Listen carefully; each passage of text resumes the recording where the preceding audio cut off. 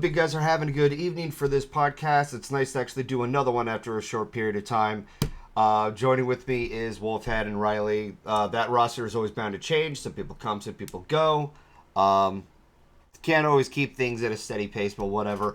For the following topics that we're going to be discussing the Super Mario Brothers movie, Lackadaisy, yes, and something else that'll be a first topic. I was hoping Def would show up for us to talk about. The, what's it called? Meteora 20, which is the 20th anniversary of Linkin Park's Meteora album. Until we get to that part, you got a little bit of, I do apologize in advance for my fingers are a little bit sore, and I just heard some dogs barking outside. This is the most unprofessional podcast. It is. Like, I always the dogs are just excited for the podcast, man. They're just happy to be here. They just want to express their excitement about your podcast. Yeah. Very well. Doggies. They're going to go to the YouTube channel and hit like on all your videos. So how have things been with you guys? I watched Fooly Cooley. I said that already. What else have I been doing? I returned to Stream Deck because I didn't need it. My boyfriend actually convinced me to do that because I impulse buy the Stream Deck, and then it was sitting on my desk for like a week, and I was like, why the f did I buy this? And I was talking to Def about it, and he was like, you should return it and get your money back. And I'm like, okay, I'll return it. But I still have my other Stream Deck. Oh, you just need one. You just need one. Yeah, like, honestly, I'm wondering now if I should have just gotten the big 30 Switch one instead of the 15 one. But yeah, I don't regret getting one and thinking that I just need the one. Dude, I'm telling you this right now. I love Elgato. I have like half their catalog, but same. Like the one with the knobs on it. They sell a Stream Deck with the knobs on it. It's called the Stream Deck Plus. I bought it, and the knobs like work half the time. I'm sorry. I know it's sacrilegious for me to say that. The fucking Elgato slut that has a Elgato green screen, Elgato cam link, you name it. I have. Really? I thought that was supposed to like control the different levels of volume depending on what you're using, like for like the app. It does, but it works like half the time. Like it's not really. I don't know what it is. Like it's probably a problem on my PC's like end, or maybe the software is not optimized to use it correctly. I don't know. I know for me is that it was used.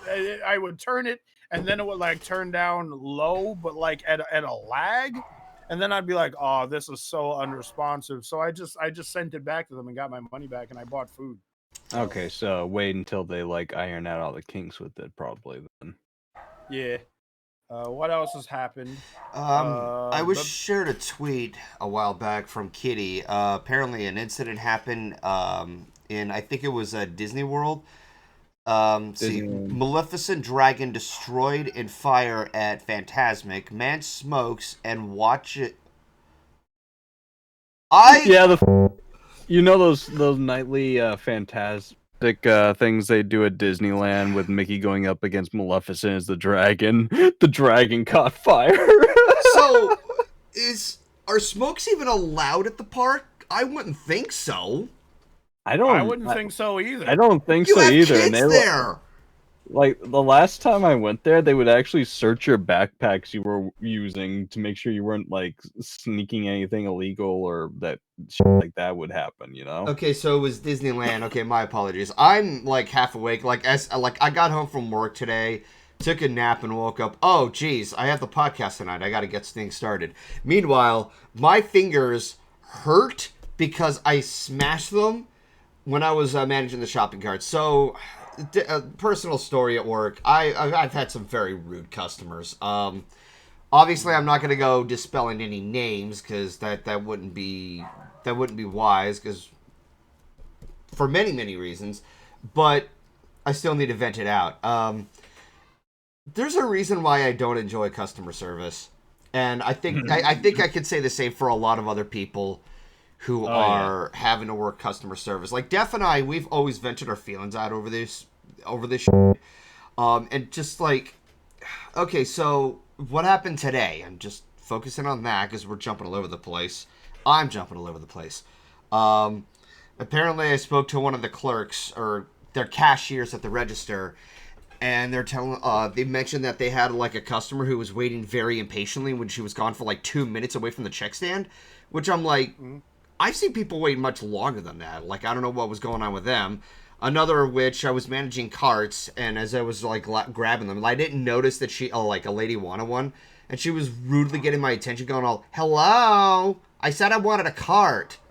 So it's that. Hello. It's that attitude. The hello, Earth to you, I'm talking to you. You know, that attitude.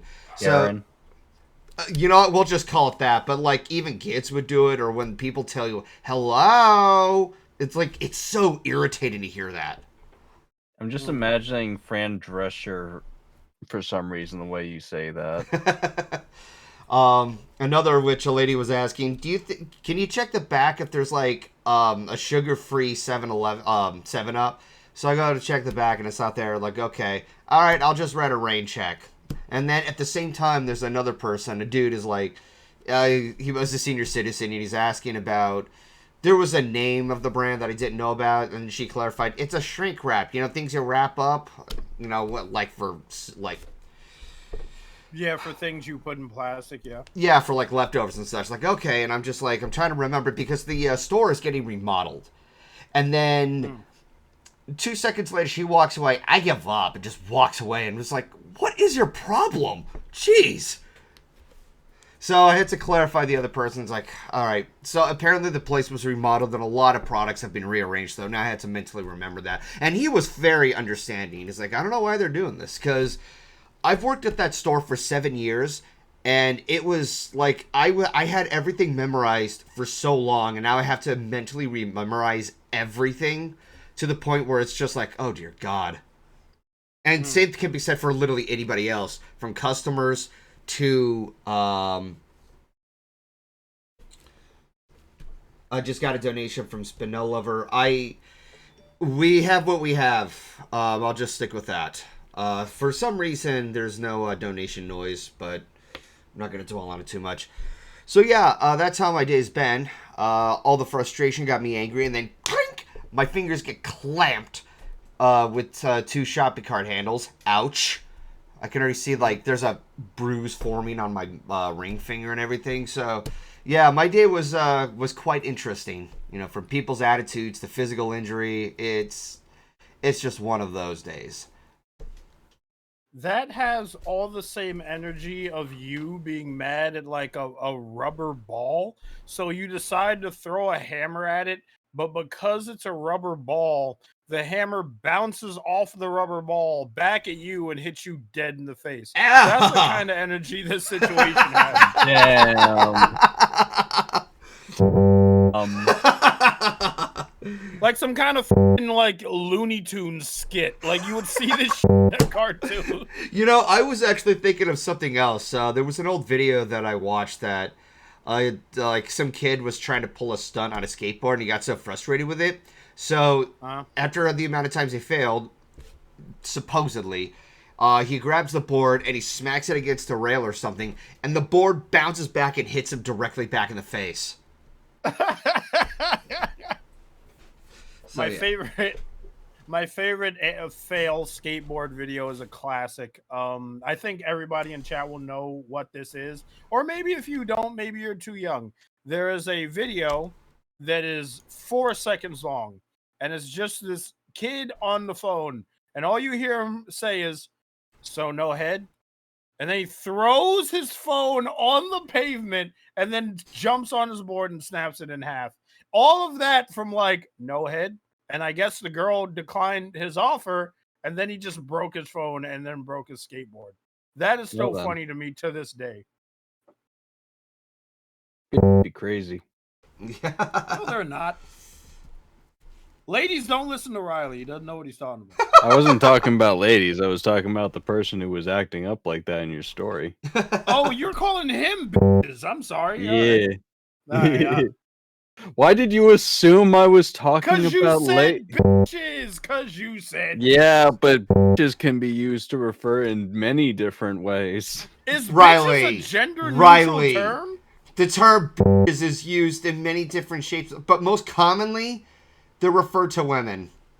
Women who Chat, help me out here. Is a gender neutral insult? It kind of is, but it's mostly just like they call that word towards any kind of women who are being rude or insensitive or just any of the negative terms.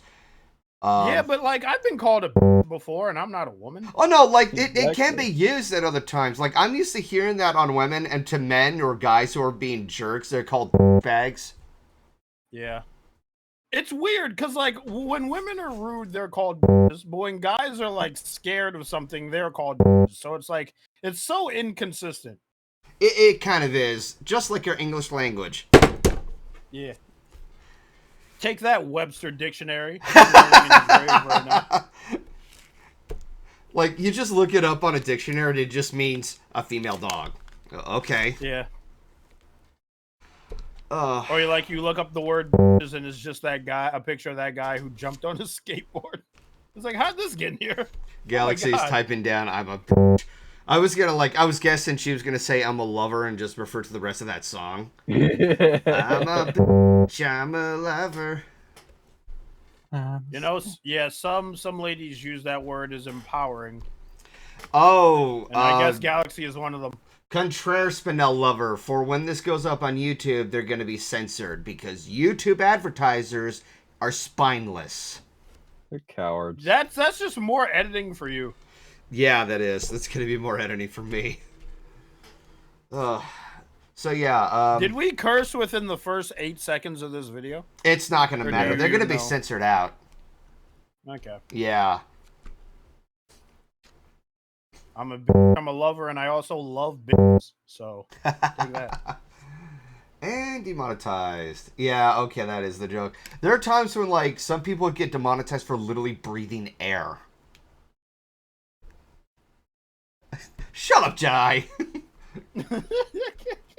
Anyways, so let's get one particular topic out of the way. I was hoping that that Deafhorse would show up here, but this will probably be brief. So, at the time of this release, April, it has been about 2 to 3 weeks since Linkin Park released a 20th anniversary of Meteora. For many years, I've been a fan of Linkin Park, and because at the time of having the 20th anniversary, there were a couple of unreleased tracks, and now they're all over the place. They're released directly on its YouTube channel, and there's just a whole plethora of like unreleased songs and everything. But one of which was called Lost, which I'm sure a lot of you heard of by now. But ever since that came out, I fell into a rabbit hole of just listening to a bunch of Linkin Park songs from many different albums. And yes, that also includes One More Light. A lot of people don't like that album, but it's been kind of exciting for me to hear, like, oh, so these were the songs that didn't get to the album, but you can tell they're just like, you could tell there was a lot more effort put into this one than I have ever imagined. Apparently at the time, like as you're reading the screen, this text is going to be a little difficult to read, the chat. So, what tracks were on that album? So, I think, Blue Griffin, I don't know if you're asking what the main tracks were. Meteora had Somewhere I Belong, Don't Stay, Nobody's Listening. I'll have to look at the roster. But it's... Spinel, no. No, it's not in that album. Putting the lyrics of Crawling. I can't stand it when people use that as a meme or a joke. Because they've used... She's probably just passionate about the song, dude. That's a good song from Linkin Park, all things considered. I've heard better songs. Numb is on Meteora. Numb is also good, yeah. Yes, hang on. I'm looking up the... Okay, as soon as I put down Meteora, it goes like, oh, it's a rocky terrain. It's like, no! Jeez. No, now I'm getting... Yes. The studio album, like Meteora. Okay. Track listing. Forward, Don't Stay. Forward is just an interlude. Don't Stay, Somewhere I Belong, Line From You, Hit the Floor, Easier to Run, Faint. That one is like that's the quick song that scratches that itch of intensity and such. Breaking the Habit, From the Inside, Nobody's Listening, Session, and Numb. So that's the main track. So a couple of unreleased tracks that came out recently. Lost is one of them. Another one called More the Victim. And just anybody who enjoys listening to the album. I've seen that some people are not into some of their songs, and that's fine. There is a whole playlist that you can check out on the Linkin Park YouTube channel. They have one that's literally like 89 like different songs, some of which were live, some of which are part of the main album. It's huge. So again, I was saving this topic for Def. I'm guessing Def is busy with something else. So I'm guessing you guys are bored and we're ready to move on to the next topic. No, I have something to say about Linkin Park. Oh, okay. Go ahead. This is not about the album specifically, but I grew up listening to Linkin Park, and I'll probably listen to the anniversary album on Google Music or YouTube Music or whatever the fuck that album is. It's not Spotify. I know that for a fact, but I will be checking the tracks out because I did grow up listening to Linkin Park. My Chemical Romance, Fall Out Boy, all those kind of bands. It's just really my childhood. So yeah, I'll be on the lookout for that. Yeah. If you're gonna how many of y'all would in the early YouTube days you would watch my early memories of YouTube are watching In the End AMVs with Naruto versus Sasuke. Yeah, oh my god. The amount of there's In the End or Runaway, just any Linkin Park song, and it's just good lord, dude.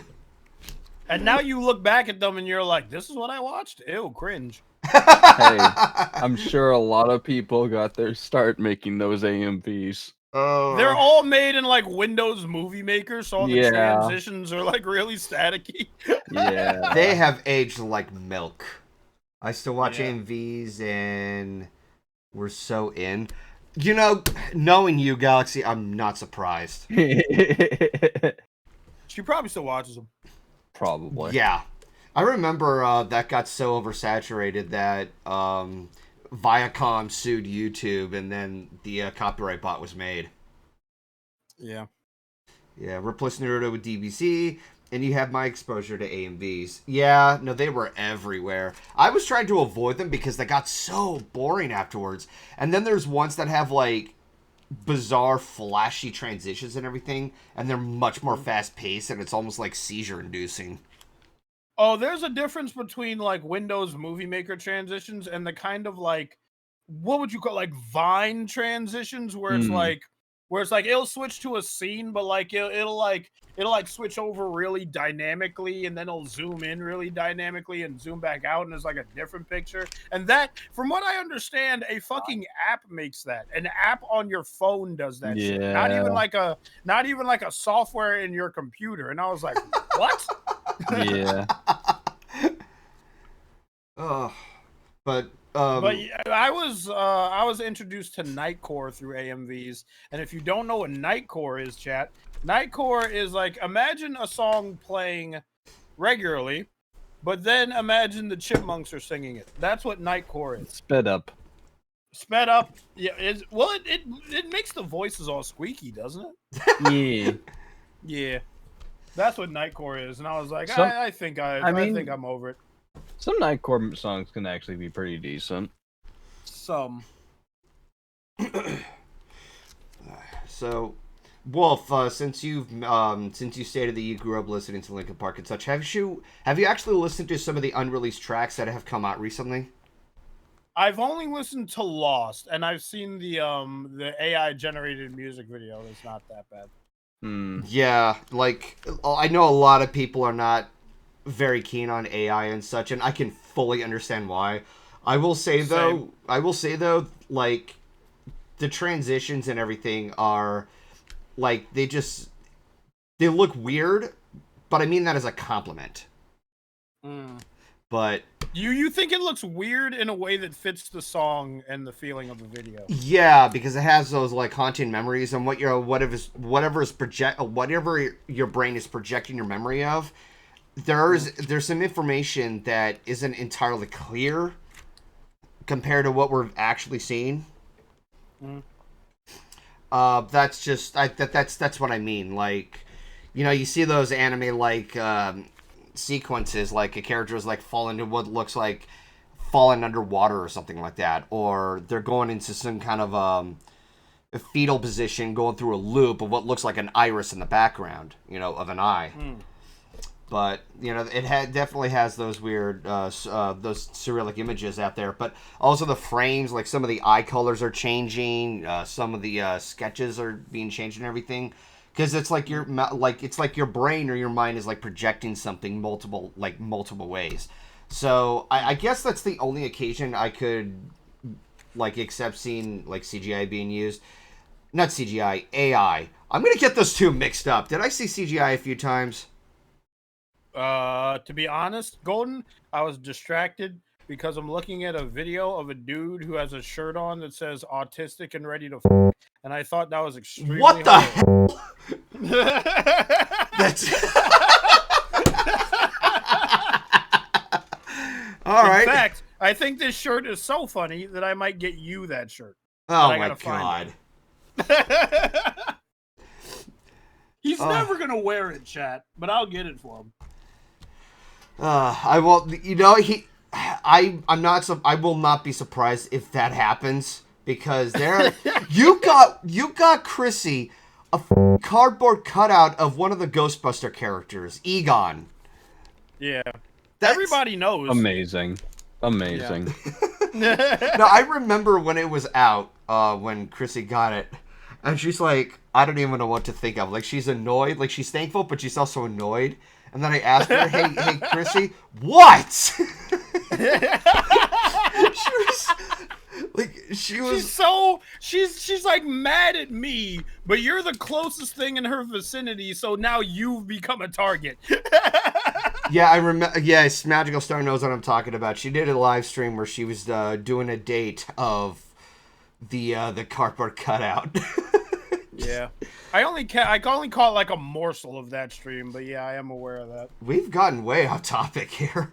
What were we talking about? We were talking about Linkin Park. Yeah, man. Yeah, the 20th anniversary. So there is Lost, and there was a bunch of other unreleased tracks, some of which I came to listening to multiple times, mostly because it feels fresh.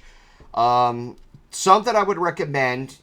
Maybe those are just the only ones. I'm pretty sure there's more out there, but More the Victim, Healing Foot, and what is it called? Fighting Myself. That's what it was. Fighting Myself, like, just the title itself is pretty on the nose. Like, yeah, you know what this song deals with. But there's some songs that were, like, hauntingly instrumental, like they're not finished or anything like that. Some people have actually, like, typed down in the comments saying it feels hauntingly, not shallow, but it feels like it's a missing thing because we know that Chester's gone and everything, because in 2007 he took his own life, which yeah, so it's kind of metaphorical when you hear something like that, but it's just one of many unreleased tracks out there.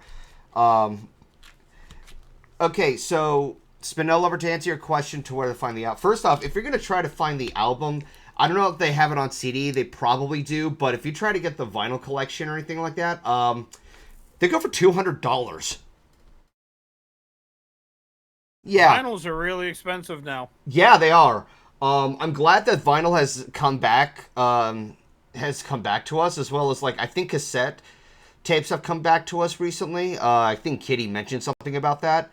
I'm only taking that as, with a pinch of salt, but it's nice to see that different formats have actually come back again. Do you suppose, like, okay, I'm not really, like, gonna hold my breath on it, but how much are you willing to bet if, for the sake of, nostalgia's sake, that VHSs start coming back and some of us would watch VHS tapes on, like, old TV screens? I doubt those would. Go ahead. I doubt VHS tapes. Right? I doubt VHS tapes, but you know what I can see coming back for a little bit? What's that? Cassettes. cassettes. Well, here's the thing with like VHS tapes is that they degrade. They do, don't they? Yeah. Yeah, they do degrade. So after a certain point with the VHS, it's just not even worth it anymore. You know what? So Fair, yeah. But I will say that records or vinyls, like, most people just think that they go out of date or something like that. You just have to clean them up a lot. And there's a whole different world of collecting vinyls and such, to the point where they say, like, don't collect those, don't ever get those cheap record players where they just, like, they look like a briefcase and such. Unfortunately, I got one of those for Christmas, and it's cool to have for a decoration, but they damage your records because their needle is poor quality and it scratches against the inner little ridges that help give the signals to the needle and play the sound off of it. But, like, I'm taking that with a pinch of salt. There's some people have shown proof of it and everything.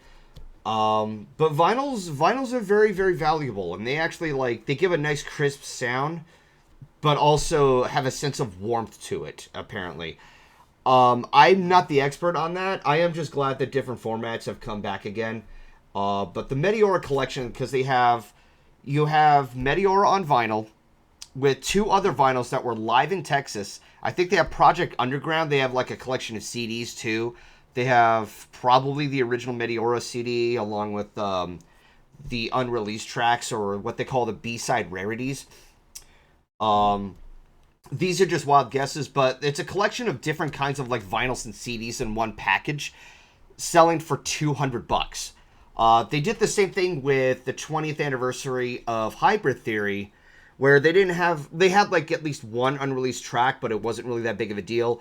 But they literally had brought back the EP of Hybrid Theory before the Hybrid Theory album, because they were originally going to call themselves Hybrid Theory, and prior to that was Zero with an X, and I think there's a CD of that in that collection for a high price. So it's like, it's got a lot of historical value behind it. And I think that's pretty cool. And it's very exciting to see that there was a bunch of unreleased songs from Meteora. Like, there were so many. Like, you could tell they were prepared to get this album out on a bang. Angel of Speed, I meant Hybrid Theory. Did I say hyper? I meant hybrid. You probably said hybrid, but it just came out as hyper because you said it too fast. Okay, so I don't mean to say hyper theory. That's a goof up on my end. That's beachside rarities? No, B-side rarities. Beachside rarities. I bet Spike would love that. I love that comment. If you do want to check out what their unreleased tracks are and everything, it's listed. I'll have it linked on YouTube for anybody who wants to check it out. There's a playlist from the YouTube, the Linkin Park YouTube channel. It's like there's a total of 89 videos, some of which were live feeds, some of which were part of the album. Like even their original songs were re-released, but then AI sort of like effect that creates this like zoom in illusion that just redraws the environment over and over again. Yeah, it's incredibly trippy, but that's all I'm going to say there. If Deafhorse was here, he and I would go on an absolute tirade about Meteora. But it just comes to show that there was a lot of passion behind this album compared to... Like, there was a lot of effort from Hybrid Theory and everything, but I think that Meteora is better than Hybrid Theory. Oh. Oh, indeed. But Golden, it's not 420 anymore. Jedi, shut up! Let's get to the next topic. I sound like an idiot at this point. Alright, so... If you want to ask about 420, you ask Ryley about that. You don't ask Golden. He's probably up in Saturn right now. Anyway, this topic we have the pilot to Lackadaisy, which is an animated project that is based on a series of comics by... I hope I'm getting the name right. It was Tracy Butler. Okay. If I remember correctly. Feel free to correct me in the chat box. But it came out recently. I was looking forward to it. I remember seeing the trailer for it earlier this year. Finally, it comes out, and I was happy what we got, and it is animated beautifully. Like Wolfman, I'm pretty sure you have much more to say about Lackadaisy, don't you? Lackadaisy, yes. I will say that animation style Lackadaisy, you can still see like the work in progress lines under the facial animation, but that does not ruin the pilot for me. The story, dude, this makes me want to read the comics. This short is having the same effect that watching the Scott Pilgrim movie did for me. And that is like, yo, this movie is so good, I should actually just read the comics. And I'm like halfway through the comics, and now Netflix is like, hey, we're bringing Scott Pilgrim back as an animated series. I'm like, what? So, full confession, I have never seen Scott Pilgrim. What is oh, but you'll watch Freddy Got Fingered 10,000 times. Yeah, I heard you liked it more than You wonder why we can't have nice things, Ryley, because you like to hate watch.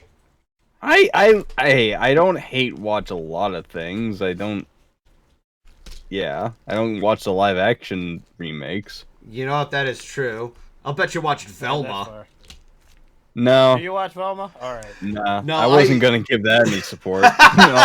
I evaded that like the plague. No, like yeah. I pretty much like there's a part of me that takes movies a lot more seriously.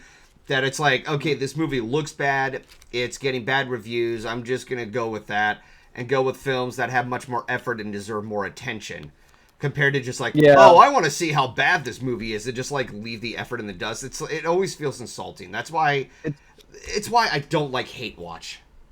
Yeah, I've gotten to the point where like if I know it's bad, unless I'm going in with like watch it with a friend, because at least we can tear it apart together and experience that together. You know, misery loves company. But like other than that, I don't want to give them the money, and I don't want to give them the attention.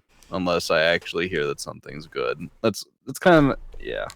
Yeah, so, like, if there's a good movie coming out to the theaters, give them support. Give them monetary support, because if you're supporting, you know, movies and such, you give writers and studio executives, you give them the impression that you want to see more of that. So it's really up to the people to try to, like, have a better control. Obviously, there's the big obstacle that is, like, heavy advertisement. Like, they advertise a big summer blockbuster movie, and it could be absolute garbage, but people are going to see it anyway because, oh, I saw this on TV. I'm going to go see the movie. And it's a whole different frustrated avenue. What's also frustrating is when animation gets swept under the rug from YouTube, and I'm glad to see that Lackadaisy is being another example of showing that animation deserves a lot more respect. Because there's the whole thing of YouTube's algorithm and all that bullshit. Well, it's not just like the algorithm, it's also like the payment system with the ads where it's about time watched versus like views now, ever since like what, 2016? Oh, that is true. That is true. You're right. It's watch retention. So the more people that watch your video from start to finish, the more you get paid out as a with ad revenue. Yeah, but also with that is like the length of the videos too, and for like full scale animations, like a really good animated video is gonna be like what, 4 minutes long, and it'll take them like months, if not a year, to do or something. Yeah. Lackadaisy is like almost 25 minutes long of just solid animation. Yes, it is. That's why. So you have to assume it took them a while to put that shit together. Absolutely, yeah. I am aware that there is somewhat of a team. There has to be a team to animate all this stuff. You know, it's not just like one person. Yeah. Yeah, but Lackadaisy, I'm very happy with Lackadaisy. Oh yeah. We need more shit like this, where it's just like original animation on YouTube. I mean, I told you guys like off mic and when the stream wasn't on, but like I love examples like this, and I love it when a team comes together to make something super original, even if it's on YouTube. And any YouTube creator will tell you creating content for YouTube is like hit or miss because, you know, the ad system, and you know, you sometimes you'll upload a video and they'll like hit you with like the yellow monetize mark, and they won't even explain why. Like that's Yeah, I've seen so many content creators complain, and I feel for them because it's like if you're gonna like unmonetize my video or tell me why it's not like advertiser friendly, you have to have a system that explicitly states why. And YouTube has been so bad at trying to explain why your video is not monetizer friendly. Yeah, you literally have to go up on Twitter to get their attention, and then like some stupid bot would come in and say, "I've looked at it and we have confirmed this and that." It's like, oh, okay, why? Like you're not laying down the details. It's so sad that the state of affairs is with these corporations that you have to make a stink about this on Twitter for them to give it enough to actually. Of all places, Twitter. I'm sure they have an email though, but I want to believe that they have an email that nobody uses. That's what my optimistic brain is saying, but I'm not sure how true that is. There's so many things that would be nice to see there's a lot of things that I would it would be nice to see YouTube patch up a lot of things, including but not limited to how should I say this? Oh yeah, a re-upload feature. You know, in case there's like maybe you want to like not lose the views, but maybe edit things out or maybe fix. Wasn't there? Go ahead. Sorry. Wasn't there supposed to be some kind of system that they were talking about setting up where, like, if your video gets claimed, they can put aside the money until the claim is like. That's if you're disputing it. Yeah, if you're disputing it, but like so that the person like who claims your video doesn't get all the money, you know? Yeah, I heard about that, but I don't know how advanced that system is. That system could also be janky for all I know. No shit. But it's better than just like them claiming your video and instantly getting all your ad revenue without any repercussion, you know? Yeah. I will say this, I don't want to turn this into like a shitting on YouTube stream because like there are some changes that YouTube has made that are good. They made this change a while back. If you upload a video and you've uploaded a set number of videos, there's a button on the edit video page where it's like reuse details. So you don't have to like type everything over and over again. That's a good change. That is. They did that like a year ago though. Yeah, I love that change. I like that too. It's been very useful for whenever I upload my Let's Plays. Because it's like, I got to put these hashtags for whatever Let's Plays they are in the hopes that it would get more attention. It helps become much more consistent and fluent. Yeah, and like they've been doing the licensed music now, but mostly because they've had to compete with TikTok. Yeah, I got something to say about that, by the way, and then we'll get right back to Lackadaisy because we were talking about Lackadaisy. All right. We decided to on YouTube, but there is a system in place on YouTube now where I use heavy quotes on this, where you can pay for licensed songs to use in your video. So I checked it out the day it dropped. Guess what? What? If it's a song that anyone has heard of, you can't buy it at all.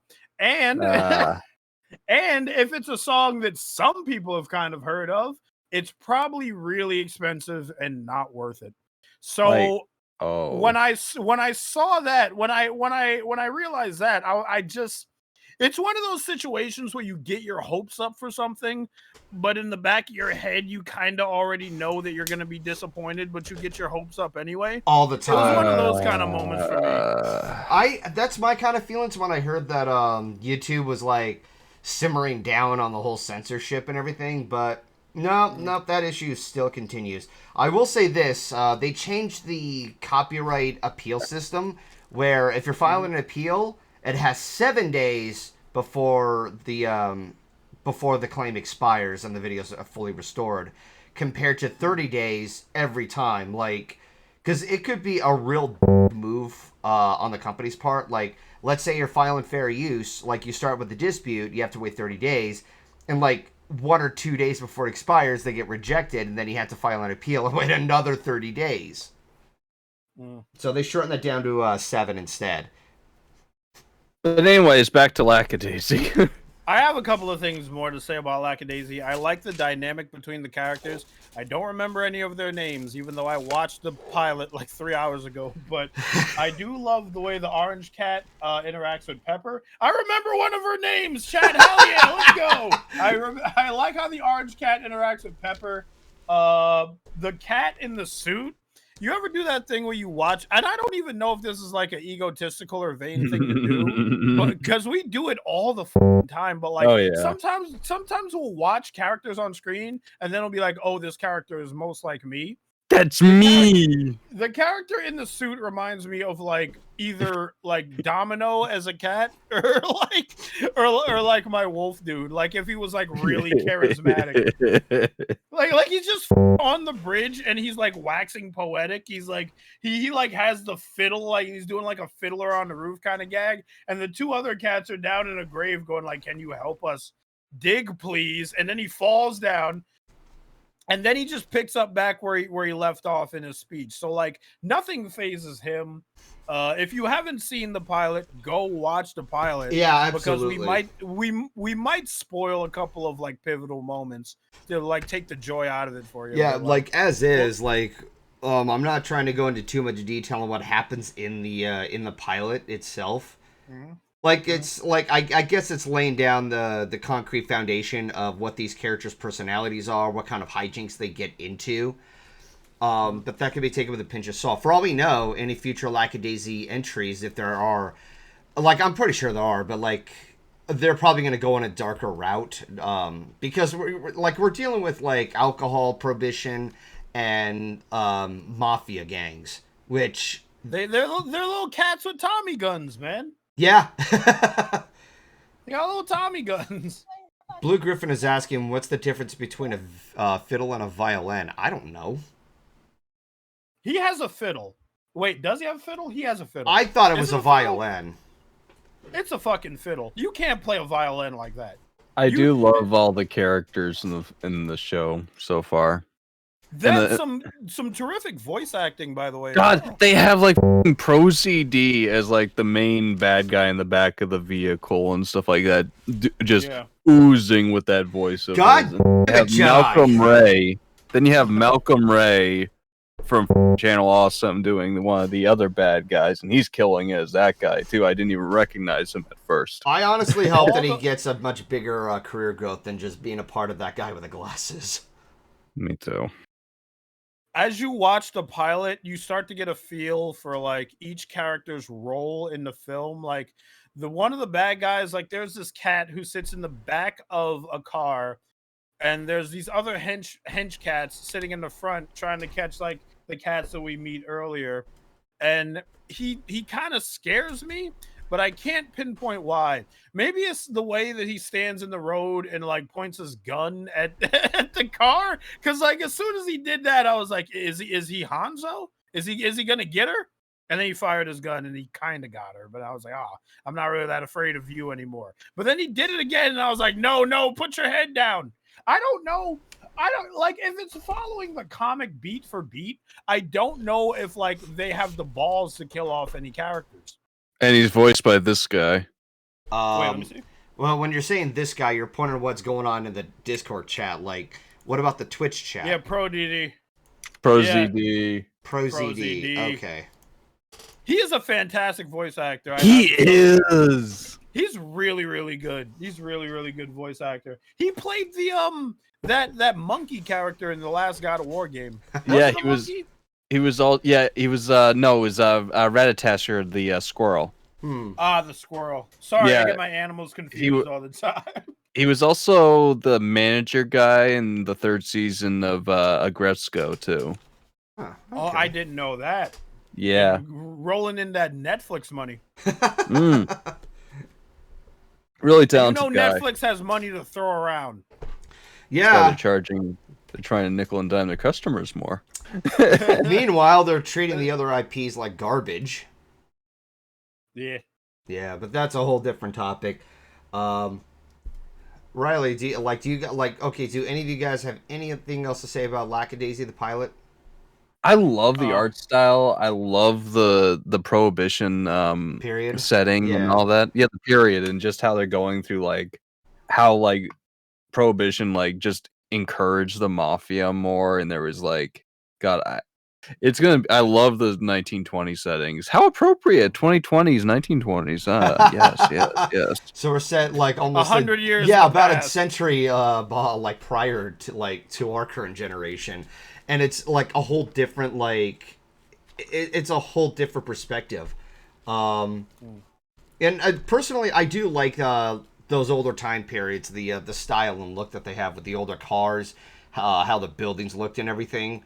I get that sort of feeling when I look at Who Framed Roger Rabbit, which took place in the 40s, or The Rocketeer, which I think took place during World War II, if I'm not mistaken. Yeah. Or Indiana Jones, stuff like that. So it's nice to see that, Lackadaisy takes on that kind of approach. I've heard some complaints from people about like all the pencil sketches and some of the frames and stuff, but I'm just like, I don't care personally. It doesn't bother me. It doesn't bother me either. Like, I'm pretty sure that the animation would improve over time, but do you know how many theatrical animated movies had like sketchy looks? Yeah. Mainly the old ones, because they had to animate those with paper. Yeah. Not the digital shit we get now, but... everything is just digital. 2D animation was left in the dumps. Yeah. The fact that this channel still only has like a little over 500,000 subscribers is still like criminal. It is. Go sub to them, chat. Yeah, go sub to them. Go watch this. It's... Mwah. It is beautiful. You'll sub to the Has Been Hotel channel, but you won't sub to this? Yeah, I'm guilt tripping you. What are you gonna do about it? Peer pressure. Okay. I did hear an update about Has Been Hotel that A24 I think got the rights to it or something like that, and they're gonna help make a series. It's coming out. Isn't it debuting in either June or July? I don't know. Like, you would know that more than me. That sounds like fire. They started working with A24 back in 2020, I believe, and they're finally like, I think they announced that the Has Been Hotel pilot or whatever they're doing for the series is going to be coming out in either June, July. Let me just double check that. This is just one of those examples. Go ahead, Wolfhead. Vivzy, please give us a trailer. Please give us another trailer. I am foaming at the mouth. Anyway, it's times like we're kind of repeating ourselves again, but it is nice to see that these animated projects are getting a lot of attention, especially, with the challenges of the YouTube algorithm. But not to mention, like, if this was held by like a company like Netflix or some other major studio, they would botch it up so bad. Yeah. They would release Lackadaisy for 2 seasons and then be like, hey, your 3rd season is canceled, but you still got to do it, and then fucking leave. There's that too, yeah. Like, they'll botch up the source material or the characters, and then they'll like, no, season 3, you're canceled. It's or you try to take it to Disney, and Disney's like, okay, no guns, and what's that? This character is kind of gay. All right, well, the whole show is canceled, but you still gotta do it. It's like, what the fuck? No, like at this point, no animator or anybody at that point is gonna want to pitch their work to Disney unless it's something that's much more pure or something like that. And even then, they will still botch it apart because. That's what I like about YouTube.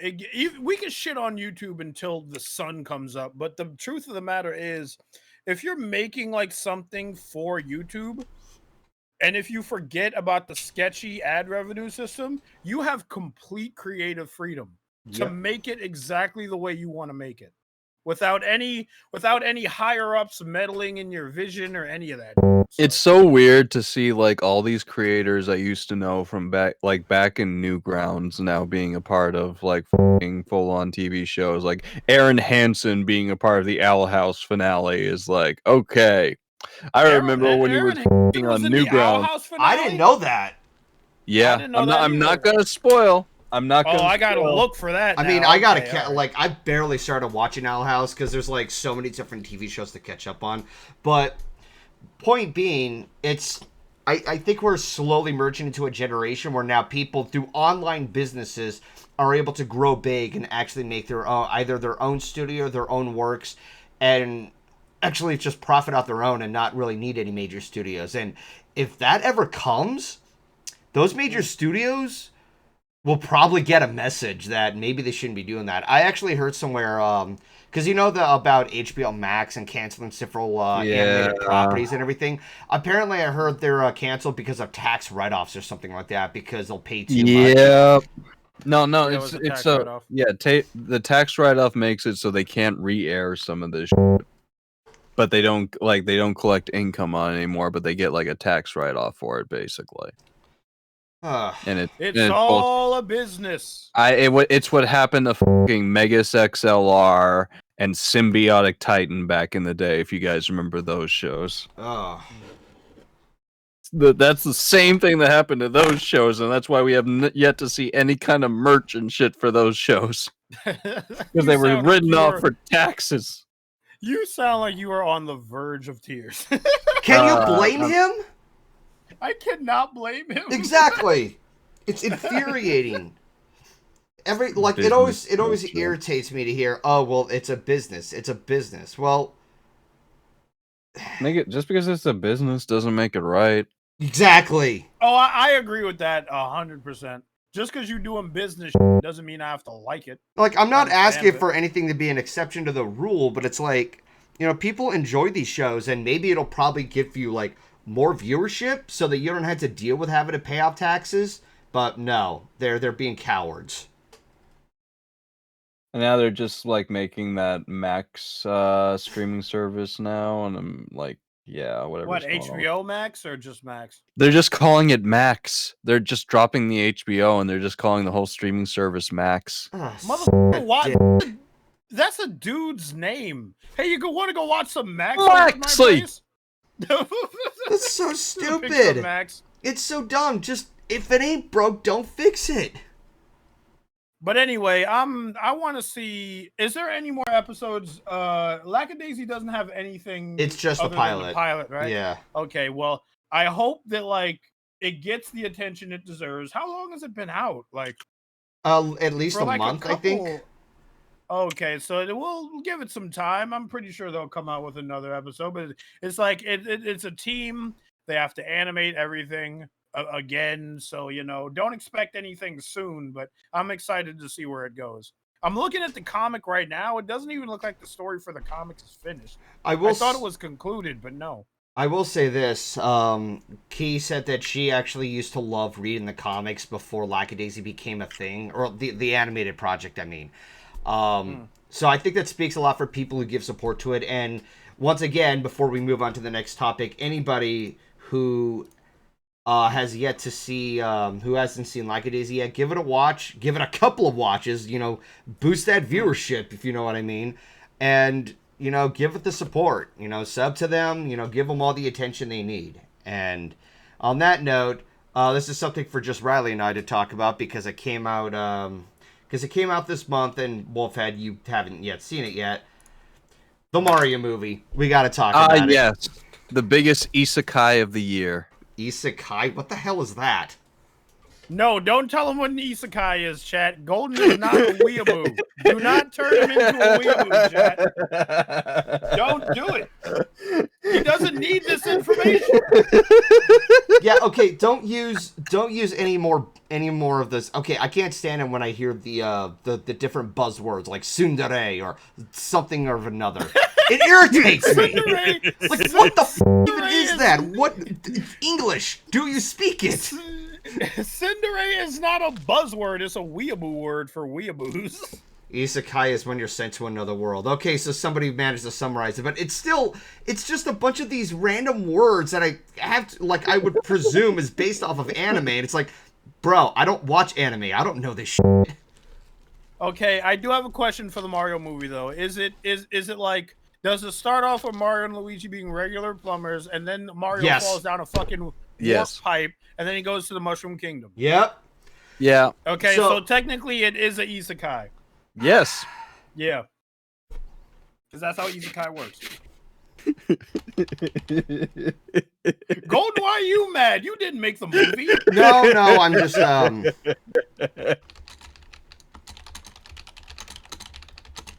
Okay, can we first say that the voice acting was actually pretty damn good as far as things go for this movie, especially Jack Black. yeah. Even Chris Pratt, the one we've been complaining about for months. Yeah. It was distracting at first, but after a while, he kind of just slid into the character. So I was like, I remember when the movie was coming out, like after the trailer was launched and everything. I think the whole controversy with Chris Pratt over Charles Martinet was starting to simmer down a little bit. Like, okay, he got a couple voices in there. A part of me wanted to think that Charles Martinet's voice was going to like sneak into Mario's voice to do the wahoos and everything. But instead, Charles Martinet was like a parental character. yes, which was fitting. I'd say that as look, if you could have had to play any other character, at least it was a named front and center side character rather than just some throwaway person just you see in an alley somewhere, you know? Like that's one thing for like Stan Lee because he'll be that same character in every movie, but for like Charles Martinet, I think it was nice to have that. With Stan Lee, that was the joke every time. Exactly. It's like, oh, exactly. fucking Iron Man, he gets a drink, and Stan Lee is behind the bar. And Thor, he's like on Asgard, and Thor like hits a monster in the face, and Stan Lee is off screen. He's like, holy shit, you hit him really hard. That was the joke for every Marvel movie up until he died. Yeah. Yeah. Rest in peace to the GOAT. Yes. I think his actual final appearance, he wasn't even in person. He was in the fucking Spider-Verse. Spider-Verse. And that was the last, because he died shortly after that, right? Something I like think that. it was before it, I think. Oh, okay, yeah. Before, like right before it came out, I think. Okay. And they got the lines like months before, so yeah. Yeah, well, at least. So, where do I start with the movie itself? I will say that Chris Pratt as Mario, he did his job okay. He did his job well enough. Like, I'm not gonna because so here's the other thing. Mario's lines, like, I didn't hear him speak as often as the other characters. At least from what I remember. Go ahead. It wasn't terribly distracting, honestly. Yeah, it wasn't like irritably like, I am Chris Pratt voicing Mario. I like to get butts in seats. No, at least it wasn't that, and you could like throw it like just go with it. Yeah, now obviously the big thing is Jack Black as Bowser. Mwah, perfect casting choice. Oh man, he had so much fun with that role. Oh, he did. He absolutely did. You know, this is the same parallel with Jim Carrey playing the role of Dr. Robotnik from the live-action Sonic the Hedgehog. Oh yeah. So Jack Black and Jim Carrey always give their roles 110%, no matter what the they're Yeah. Oh yeah, and they're always like having some kind of fun with the role too. It was the same with Robin Williams too. Robin Williams as the genie, or anything, like he would usually have fun with the role or try and entertain people behind the scenes and shit. I remember that at the same year with Aladdin, he was also that bat from Ferngully. Yeah. And in the same, and he would, I think, I don't remember if it was for Aladdin, but he would sometimes go over the set of Schindler's List to cheer up the cast and crew who were filming that because it was Schindler's List. We need more people like Robin Williams. God damn it. Anyways, back to the movie. So yeah, I think everybody is pretty unanimous with Jack Black as Bowser. He nails it way too good, like 100% directly on the target, including a particular song that's been going all over the internet. Peaches. I'm sure you have something to say. Peaches. All right, so when I first heard of Peaches, I was like, I was seeing it around Twitter because this was before I deleted my Twitter for a week, and I was like, okay, well, apparently, I didn't know it was a standalone song. I thought it was like a bit in the movie because I still didn't see the movie yet. And then I was in a voice call somewhere. I think it was it Lux? No, it wasn't. It was somebody. No, it was Snick. Snick was like, have you heard Peaches? And I'm like, no, but I've been seeing it pop up. I clicked the video. It is this somber ass song with Bowser sitting at a fucking piano singing, just going peaches, peaches, peaches all over again. And Piano ballad. yeah, it's a piano ballad. And I am alerted to the fact after that this song got like nominated for an award. And I'm like, okay, this, and I'm probably gonna make some people mad, especially since like I also did a parody of this song not too long ago. But that song is not a good song. It's a post. It is a Jack Black as Bowser post. Literally it's a post. Okay, let me tell you the backstory behind the song too, which is funny because like the studio was just like, okay, we want to do something with Bowser, and they were just like, they just sent him some like tune they had come up with real quick, and Jack Black just went like bet and just made his own with the song. I'll tell you this. The energy of the song is super Jack Black. Oh yeah. Oh yeah. Yeah, absolutely. It irradiates so many Jack Black vibes where he's just like, even though I don't think it's a good song, and even though I think it's more of a post than an actual song. Shut up! No. Don't feed fact... Raiza's thoughts. He's probably gonna look at this now on YouTube, and be like, "Hee hee hee." I'm gonna send this to Nintendo and Illumination.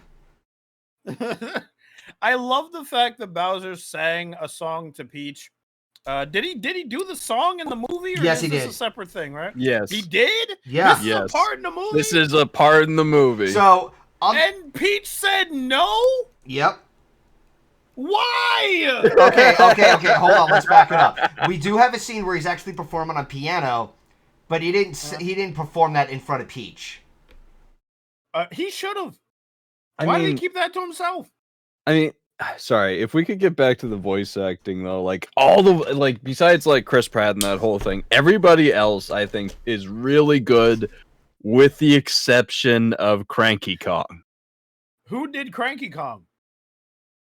Some actor, some renowned guy, some renowned actor, but his voice is so distracting and does not fit the character. You know? Oh my god! Who did that voice? I don't know. Some. I'm trying to remember the name. I will. Okay, so aside from Cranky, I do like the performance of it. Like I'm trying to pinpoint like an example or something like that. Seth Rogen as Donkey Kong, like, yeah, that makes sense. To try to make that gorilla-like voice. Like, when you hear the Seth Rogen laugh, be honest, Fred Armisen. You can mentally imagine that he would be laughing like an ape. Here's the thing. Yep. Yeah, I follow a lot of podcasts. Some of the podcasts I listen to, they were talking about the Mario movie. Not a big fan of the Seth Rogen laugh. I'm a little biased because I saw Superbad when I was like 16, and ever since I saw Superbad is my favorite movie. Seth Rogen is in that, and I was like, I will follow this man to the ends of the earth. Holy shit, he is so funny. I've seen almost everything that Seth Rogen has been in, except for the Green Hornet, because everybody said the Green Hornet was bad. So I'm never going to turn my nose up at the Seth Rogen laugh. I will give you that. And I, too, grew up with the stoner comedies from, 40-Year-Old Virgin, Pineapple Express, and Knocked Up. Yeah. I still have yet to see Pineapple Express, admittedly. It's, okay, so... I am so surprised you have not seen Pineapple Express. Okay, so hold on. I will tell you this from experience. It's funny, but it also has a ridiculous amount of action to the point where it almost gets graphic. So it's like, it really is an acquired taste. Especially at the end. Also, it takes a while to like get to the action. Like usually, like for the first 20 or 30 minutes, it's just like Seth Rogen hanging out with the other guy that plays that guy. What's his name? I think I know Frank something. He was He used to do. He was in Spider-Man. He was in Spider-Man 3, the Sam Raimi one. Yeah, and 127 days. No, hours, sorry. Wow, you can't live 127 days. Good lord. He was James Franco. James Franco. I can't believe just like the two of us, we just had like hourglasses hover over our heads. And I'm sorry, who's the stoner here? Hi, Raiza. Hi, Raiza. He's pulling his up. God, Raiza. He's pulling his up. God, double Raiza. That wasn't me that time. Oh, okay. What are you talking about, Raiza? Why? Why do you keep doing that, Raiza? Oh, I yourself, don't know, Ryley. man. Yourself. So yeah, we've heard shut it. so yeah, Raiza, we're currently talking about the Mario movie. Have you seen it?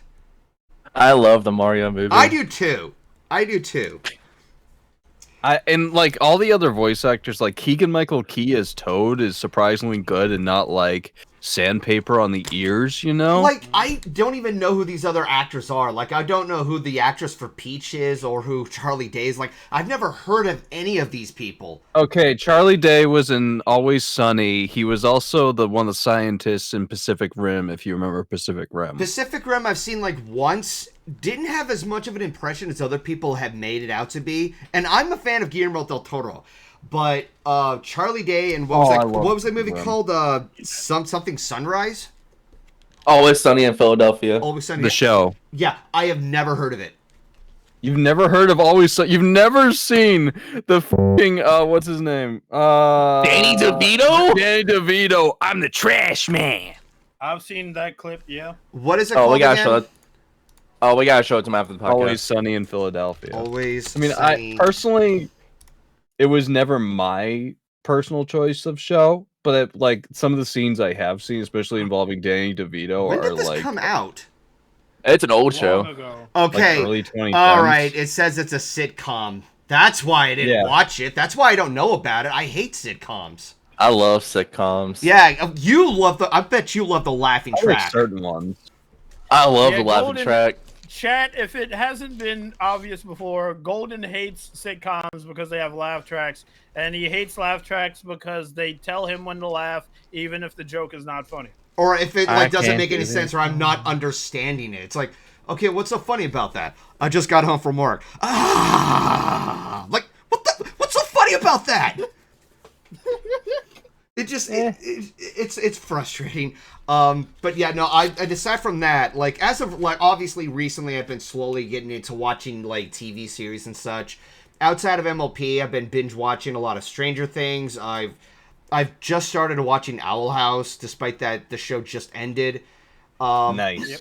I've sat through Steven Universe and such, but I grew up mostly just as a person who loved movies because I love that they're just a set of stories that get the point across, and maybe I could re-experience it compared to like a TV series that you would have to take your time watching every chapter. I didn't have patience of that kind of patience when I was a kid. I have the patience now, and I have no problem rewatching shows like Stranger Things. But that's why I never heard of It's Always Sunny in Philadelphia. And So go ahead. I was gonna say, I'm just gonna pull. We're gonna talk about the elephant in the room. I think everyone that was giving Chris Pratt shit should eat their words. Like I said, it wasn't distracting. It was okay. Yeah. I mean, that's what I'm Everybody saying. thought But he was going to be really Guys. bad, but apparently he didn't even talk that Yeah, much. Raiza, go ahead. well, I was just saying, like, because like people were giving that man so much shit for literally no reason, Okay. and he did fine. Okay, so I will say this. Yes, Chris Pratt did his performance well as Mario. It's more of the obvious, like, the voice actor Charles Martinet was an iconic name where he even stated that he would voice Mario until the day he died, and it just felt like he got pushed to the wayside for the sake of big name celebrity stuff. That was my only issue. It's like, dude, you have Charles Martinet, but I did read up that there were some controversial things regarding Chris Pratt, that he was part of like a Christian group that were against like LGBT and other kinds of bullshit. It's like, okay, what did he do exactly? Like, he's part of something, but that doesn't mean. Go ahead, Ryley. It's a whole thing. It's a lot. I don't even know how to begin to get into the whole. Basically, they're just It's a lot. Basically, a lot of people were just like throwing a bunch of crap at Chris Pratt, doing the whole like, because he's known for this and that, and you're casting him as Mario and such, which is like, okay, that doesn't have much relevance to him playing as Mario. And furthermore, they like, some even said Chris Pratt's not even Italian.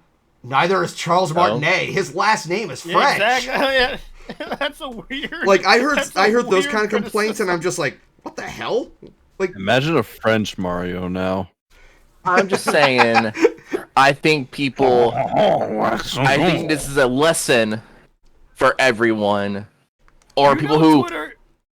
No. Let me finish. I think this is a lesson for everyone who shit on Chris Pratt for saying he's going to do a shit job in the movie.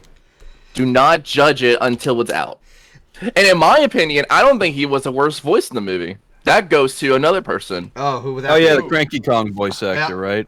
Yeah, Seth Rogen was not that good. Oh, No, it's no. Donkey Kong. No, Yeah. I actually didn't mind Seth Rogen as Donkey Kong. So here's my thing. I love Seth Rogen. I love Seth Rogen as an actor, but like in my opinion, I feel like with Chris Pratt, he actually tried to do a voice, and he actually did make it work. But Seth Rogen was just like, okay, what am I going to do? Oh, you just sound like you. Oh, okay. I mean, when you Seth think Rogen as Donkey I mean, when you Kong. think about it, Seth Rogen's laugh can you can have a mental perspective. That's a f***ing ape laughing like that. I mean, Bananas. Weed. but like, what I'm getting at is there were people who were worried about Chris Pratt doing the exact same thing, but like he didn't. He actually did. In my opinion, I think he did a pretty good job. I mean, yeah, no, I will give you that. And to some extent, I think they were trying to go with the Super Mario Super Show type of voice and sneak in a couple of iconic Wahoo voices and such. As I mentioned earlier, a part of me was thinking, like, because they said that Charles Martinet was going to make a cameo or something like that. Like, are they going to sneak his voices inside when Mario goes Wahoo? So it's like both Chris Pratt and Charles doing that? Nope. He voiced Mario's father. Like, I see a metaphorical passing of the torch. I thought his Wahoos were fine. Oh, they I'll say were. it. No, they were fine. I was just like, hey, you could do something a little more with Charles Martinet. But But he also voiced that background character, though. Ooh, Charles Martinet. He voices a lot of characters in Mario. he does. Yeah. Well, I completely drew a blank now. Son of a bitch. I think. Go ahead. So, I'm gonna say my MVP. Obviously, no shock to. I think this is everyone's opinion. Jack Black. Jack Black was goated with the sauce. Oh, yeah. He's always. I He's think- always goated with the sauce. I think second place would have to go. It's a tie between Toad and Luigi. I thought they were both really good. I can't blame you. I honestly can't blame you. Like, especially like, so jumping onto Toad, I am so glad that they didn't make him sound obnoxiously constipated like the recent Mario games have. I've already mentioned this before in like God knows what other media out there, but the voice of Toad in the recent Mario titles have been dog shit. And hello, Mario. Okay, let's go. Oh God, dude! Somebody get this dude a vocal voice replacement. Oh, jeez, Someone Rick. get this man a laxative. Hello, Mario. I want to Oh my die. God. Bury I just need to see him. something Bury him real 6 quick. feet, 10 feet under. I need to see something real quick. So I think, if I'm thinking this right, actor had he was another goated. Okay, not him. Hold on. So Okay, you're looking at a the list right now? person who voiced Kamei is the funniest thing in the world. Really? Yes, because, okay, if you do not know, Kevin Michael Richardson is one of the best animated voice actors ever.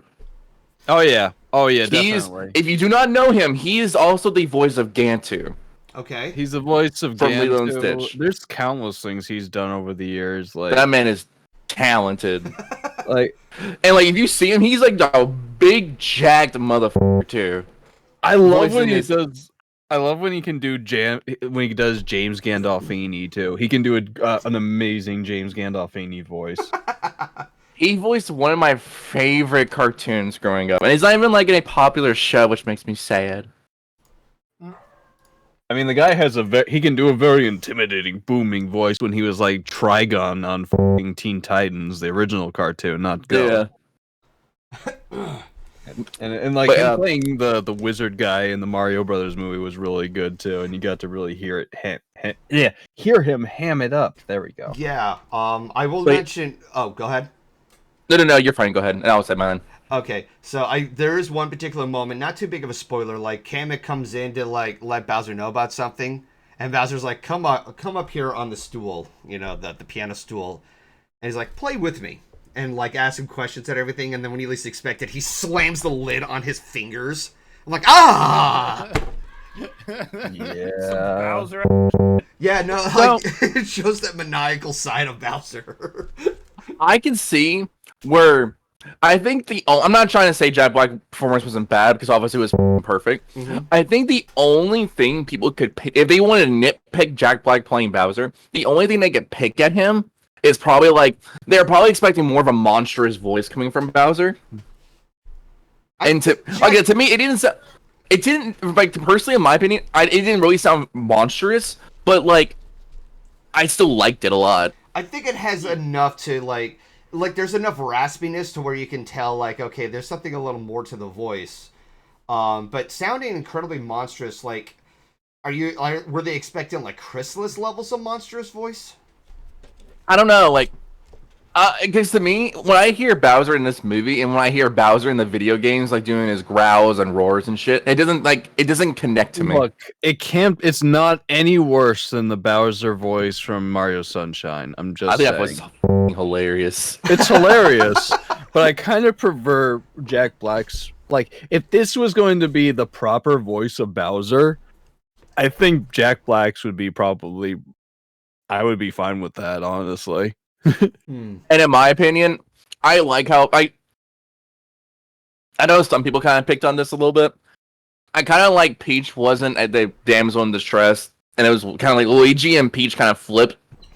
I mean, she's always fluctuated from being able to fight her own battles and stuff. Because with Luigi being held hostage, it kind of gives his perspective on what's going on his end. Like, he has no idea what it is, and that kind of puts the audience in his shoes to see what goes on in Bowser's realm. If it was Peach, she would already know it. We wouldn't understand or go along with it. So I think that was a good move on that end.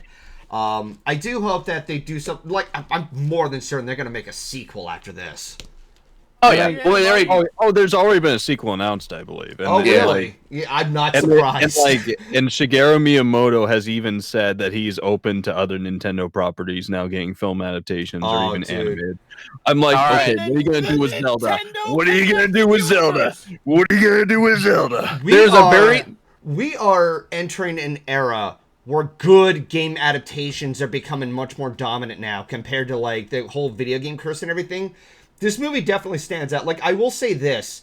The movie is very rushed. It's incredibly fast-paced in a lot of scenes. It's basically just a whole... Well, it's a minefield of spot the Easter eggs. I will say though, is that the pacing reminded me almost exactly of the kind of pacing you would get out of a typical Mario game. It's fast-paced and everything. Well, it's just the pacing is weird in Mario games to begin with when it comes to story. Okay. And it's just like I got I got the same kind of feeling. Even that threw me off a bit too at first, but then I remembered how I Hi, experienced Def. Hey, Def. Hello. You missed the I like Meteora experiment- 20 topic. Yeah. Oh well. But what was I saying? But then I remembered like playing Mario Odyssey and like the pacing of the cutscenes with that, and I'm just like, well, considering how heavily Nintendo was involved with the production of this movie, I can see how that game-like pacing could have come. Okay. And it does kind of fit with the whole transfer between the Raiza! game and the movie. You It's son a of a... Mario. It's a Mario topic. God. Wait, you guys talking about the movie? I haven't seen it yet. So, Oh, okay. We're keeping things a little more on the light side. We're trying to evade any spoiler territory. I did see that there were some people who were bashing the Mario movie because it was being like anti-woke or something like that. It's like, I'm sorry. What? I heard know about what this. it is. I hadn't heard about this. Basically a bunch of dumbass Twitter users, mainly the super annoying anti-political people, or the right-wing political people, are like, this movie is woke because it has Princess Peach as a fucking badass, and everyone's like, she's always been technically a badass. What the are you talking Are you about? gonna say, hold on, by this logic, are you gonna say that Aliens is automatically woke because of Ripley? It's not even that. It's been pretty split between those kinds of people on whether it's woke or anti-woke. It's a movie! It's a movie based on a video game franchise!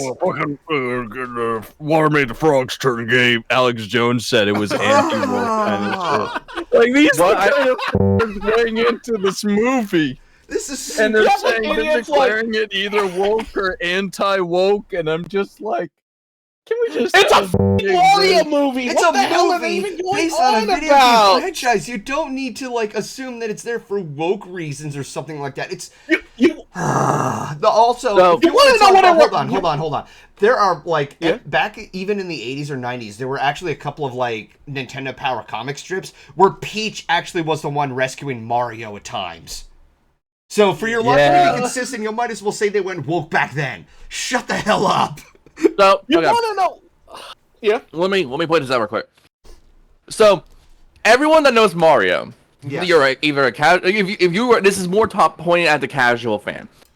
I think I could see where people wouldn't like it because traditionally, Peach is the damsel in distress. If you don't know Mario, like always like we do, you wouldn't know like how she is in the games. Mario RPG. She had her own spin-off game. She did other things. I don't remember. I mean, she's broken in Smash. No, like Jigglypuff is more broken. No, you haven't seen Peach. Anyways, but the thing about with I can see where people like traditionally as a casual spectator, if they don't know those games or what other things she's accomplished, I can see where people would think that. Exactly. If they're a casual spectator and they don't see like all the nuances of the character and like the cutscenes and such, and you see like more of Peach's personality and how she doesn't care if either of these two people are after, like Bowser or Mario. She just wants a kingdom safe. Yeah. Like if you played Mario Odyssey and you saw the ending to that, and you were just like, yeah, that was funny. And like, if we're being real, to me, I feel I think Luigi being captured and makes sense regardless how you wrote Peach, because the way Luigi is written as a character, it makes sense. I mean, I love the way he's a character. You want to know just how this whole thing reminds me of? It's like the people who would listen to Old Town Road by Lil Nas X and go, oh, because Lil Nas X is gay, that means it's that, only for Lil Nas X afterwards to bluntly, in his non-joking, posting way, literally go, it's literally a song about horses. That's literally what the song is. I got the horses in the back. It's like all these people look at the Mario movie and go, there is some conspiracy about it. And yet everyone's like, it's literally just a movie involving Mario and Mario going on an adventure. It's a movie that is loosely based on a video game franchise. Good God, why are you... Just... Okay, if we're going to talk about this kind of shit... Well, do people nowadays know the band Queen? Yes, yeah, obviously. I know of. Are they going to completely jab at it because Freddie Mercury was bisexual or something? Like, no, their music was good. Just like Mario was good. Shut up! Triggered! It's just, okay, in a comedic sense, yes, I kind of am. But it's just like, you're just looking for something to complain about. Just shut it. You know? Everybody on Twitter constantly looks for to complain about. Oh, it's stuff. not even Twitter. Oh, you have no idea! Oh, but as for the box office, it is nearly at $906 million. Didn't it outgross is Frozen 2? Good. Yeah, Yeah, it's nearly $1 billion. So, all I'm saying is, I kind of hope I hope Nintendo does diverge into TV series at some point again. I'll bet they'll reuse the Mario Brothers Super Show rap. Because there's two very good franchises they can make a TV series out of. I would want it as a movie. Well, before we get too far ahead like that ourselves out, would you guys agree that this is probably Illumination's best animated film? I will tell Yes. you. I will tell you from experience that this is the only Illumination I have ever seen. I haven't seen any other Illumination movie. I haven't seen Despicable Me, not its sequels. I haven't seen. Well, okay, I did see Sing 2, but I didn't see the first Sing. Apparently, I'm not missing much. I avoided the Minions movie like the plague because they're obnoxious pieces of garbage. But I have seen the Mario Brothers movie is the only movie I've seen in theaters. I've seen mostly Sing 2, but that's about it under their roster. When it I comes would to say Sing is Illumination- really good. When it comes to Illumination, and this is something I've seen, their movies tend to go within the realms of they're passable. But the problem that a lot of people have against them is that they tend to be that type of company that will milk something to the point where it's exhausted. And with the Minions, that's probably the best example of that. Oh yeah, And the they way were they changed wrote everything in the. Yeah, the way they wrote were- the Minions, it's something that would draw the attention of children because they would find it funny because of how fast-paced they're talking and everything. They basically, Illumination just uses a Game Shark to get a lot of box office revenue. Basically. Would you guys Pixar is the bar, right? Like when it comes to like really good animated like movies, like Pixar is the bar. Like that's Yeah. that's what we're That's what it's mostly been looked at as for the past couple of decades, but in recent years, they've dealt with a couple of It's been challenges. fluctuating, I'd say. It has recently. been. Like, they've had a couple of bad movies, and they had some ones that people are not too big. Like, I love Turning Red, but I'm still Same. sad that it only got on Disney Plus instead of actually going to theaters. Well, that was during COVID, right? I'm sorry? No. That was that not during COVID? It was during COVID, wasn't it? It came No, out in I was- 2022, where, like, COVID was kind of, like, fading out. The But it was- end of COVID. It was fading away, but it was still a problem. That's prevalent probably thing. why. Maybe. So... Before we get off the topic of the Mario Brothers movie, we have to end this topic talking about this movie with one final question, if you don't mind. Okay, and what's Yeah. that? Shoot. Should Peach give Bowser a chance? No. We have to settle this debate. Okay, Golden votes no. Riley? No. Okay, I'm reeling here. I'm sure if See, Galaxy were in the call, she would say yes, but no. Well, Galaxy Snug that. is Okay, I'm holding my tongue from finishing that sentence because I don't want to come off insulting. Oh, look at Please that! make me proud. She's on her side. That's so funny. Galaxy, Wow. why? Again, Wow. I can't personally say about the Mario movie because I have to see it for myself. It But is fun. I know, it looks like a fun movie. But anything when it comes to just the general aspect of Bowser always kidnapping Peach, I can't see her giving him a chance. She probably would have given him a chance after maybe if like for the first time, but after the constant times where he's just kidnapping her every single time, it's like she probably just is like tired of him at this point. She's just like, She doesn't want to date a turtle. No, I think there's a part in the movie where she looks him dead in the face and she's like, "I don't want to marry a monster," and I was like, "That's kind of harsh." Well, I okay. haven't seen the movie. Well, I Hunt, think she so- meant monster and more the attitude and what he does. Yeah, Yeah. his actions, not He the could race. change. He could change. Give my boy a chance. I don't know. Sad. How much are you willing So- to bet that Galaxy would rather have Bowser than Peach? Oh, I don't. I Bowsette, doubt though. that. Oh my How's god, that, it's though? all making sense. Oh, I just yeah. I just made a horrible headcanon. What? Think about it. I don't want to. Oh, I refuse. I don't want But yeah, I firmly dig my heels in the sand of the opinion that I think Pete should give Bowser one shot. Give him one date. Nothing weird has to happen. I just think that he didn't come out evil. Just give him a chance. He could change. I am He sorry, really did, chat. though. I am so sorry, chat. I dipped my toes into that one, and I take full responsibility.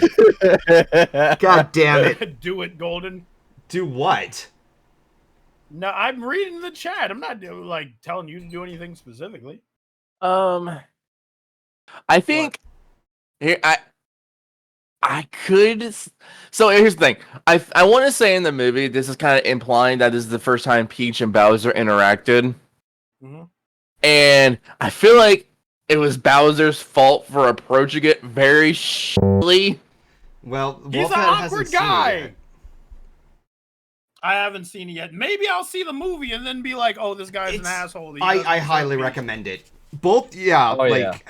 Okay, I can't say like in person because you guys live on like 2 different sides of the U.S. Unless you plan like one of those trips to just be in person and then watch it together in the theater. But I don't know. But either or, yeah, I highly recommend it. The 2 of you could talk about it in your private call or something like that. Anyway, I've been a Bowser fan since like the Wii era. Yeah, like I'm drawing a blank here. I think I went off. The caffeine is kicking in. I'm like jumping all over the place. It's just like, Caffeine's kicking in. Don't judge him just because he kidnapped her 3, 4, 5 times. No. He kidnapped her like I think you need to add multiple a times. Give the man a chance. No. Wolfhead, I think you only really want this because you're very much into the monster kink. Okay, Wolfhead, not just into admit the you monster want. kid. Just admit you want to smash Bowser. Wolfhead. If I want to smash any character in this movie, let's be real, it's Luigi. Oh no, But- you want to smash Bowser. Yeah, no. I'm not Like, Bowser. he Bowser's ripped a his close mustache. second. I don't. After that piece of shit stuff, I don't think he wants anything to do with Bowser. Look at Luigi's smile. Everybody wants to like smash Luigi. Dude, like a single strand of his mustache was yanked off. Ouch. No. Ooh. Bowser. Bowser likes to get physical. Okay, good for you. You wanna. What do you mean good for me? Good for Bowser. No. I was in the middle of a sentence. You wanna have your fun time with a big, giant, monstrous turtle? Go right the f*** Oh, that's me. Yeah, I was directing that to Raiza. You okay there? Don't die, Ryley. I'm good. Oh, Galaxy's Galaxy. on my side. Yeah, no, Galaxy is explaining hers in the chat. I'd smash Bowser, but... And I'm waiting until, like, the next line comes in. You smashed Bowser's butt. That's weird. I knew it. He's got a wide tail. Oh, really? I'd smash Okay. Okay, so she would go for Peach. All right, cool. Yeah, but who's at the top of the list is what I'm asking. I guess it depends on who you ask. But Should we have a Bowsette, aka Bowser Rule 6? How is that gonna work? Because you make some kind of Rule 63 joke in a kids movie. I don't know how they're gonna actually get through that. Nintendo is never gonna greenlight that. Yeah. Rule They're 63 never is gonna greenlight that. hold on. Rule 63 is harmless though. Rule 63 is hard. Is that when you just switch genders? Which Yeah, one? that's a gender swap. Yeah. But it's off. Like nowadays, it's been perceived in so many different implications to the point where it's like it's too big of a laundry list, and it's way too inappropriate to talk about it here. Man, all I'm saying is, if they didn't want this, they shouldn't give the fandom the power to do it. I don't think they have They the don't power. have the power to do it. Yeah, they're just going for whatever's recognizable for many people from the mainstream, like trying to withhold I mean, spoilers. we could make art and fan fiction, but that's about it. Yeah, exactly. Chat. You know what? I would like. You know what? Again, I have to hold my tongue, but it would be cool to get Daisy in the sequel. Daisy, let's go, Tomboy Daisy. Yeah, honestly, I like. Fucking tomboy. Honestly, I like Daisy more than Peach. Oh, that is Either that or what's her name? Is it Rosalina. Rosalina? Paulina. Yeah. See, I think the way I think Peach is in this movie is what I would expect from Daisy. No, Now, I want Daisy to like play football, and the instant she sees Luigi, she gut checks him. That's what I want. Now, even though I haven't seen the Mario movie, I am hoping that with this huge amount of success, we get a goddamn Luigi's Mansion movie. Maybe, Like a perhaps. spin-off title. I'd be down for that. I mean, Illumination did a spin-off movie with the Minions. I would not mind seeing Luigi go through, like... Yeah, that would be pretty cool.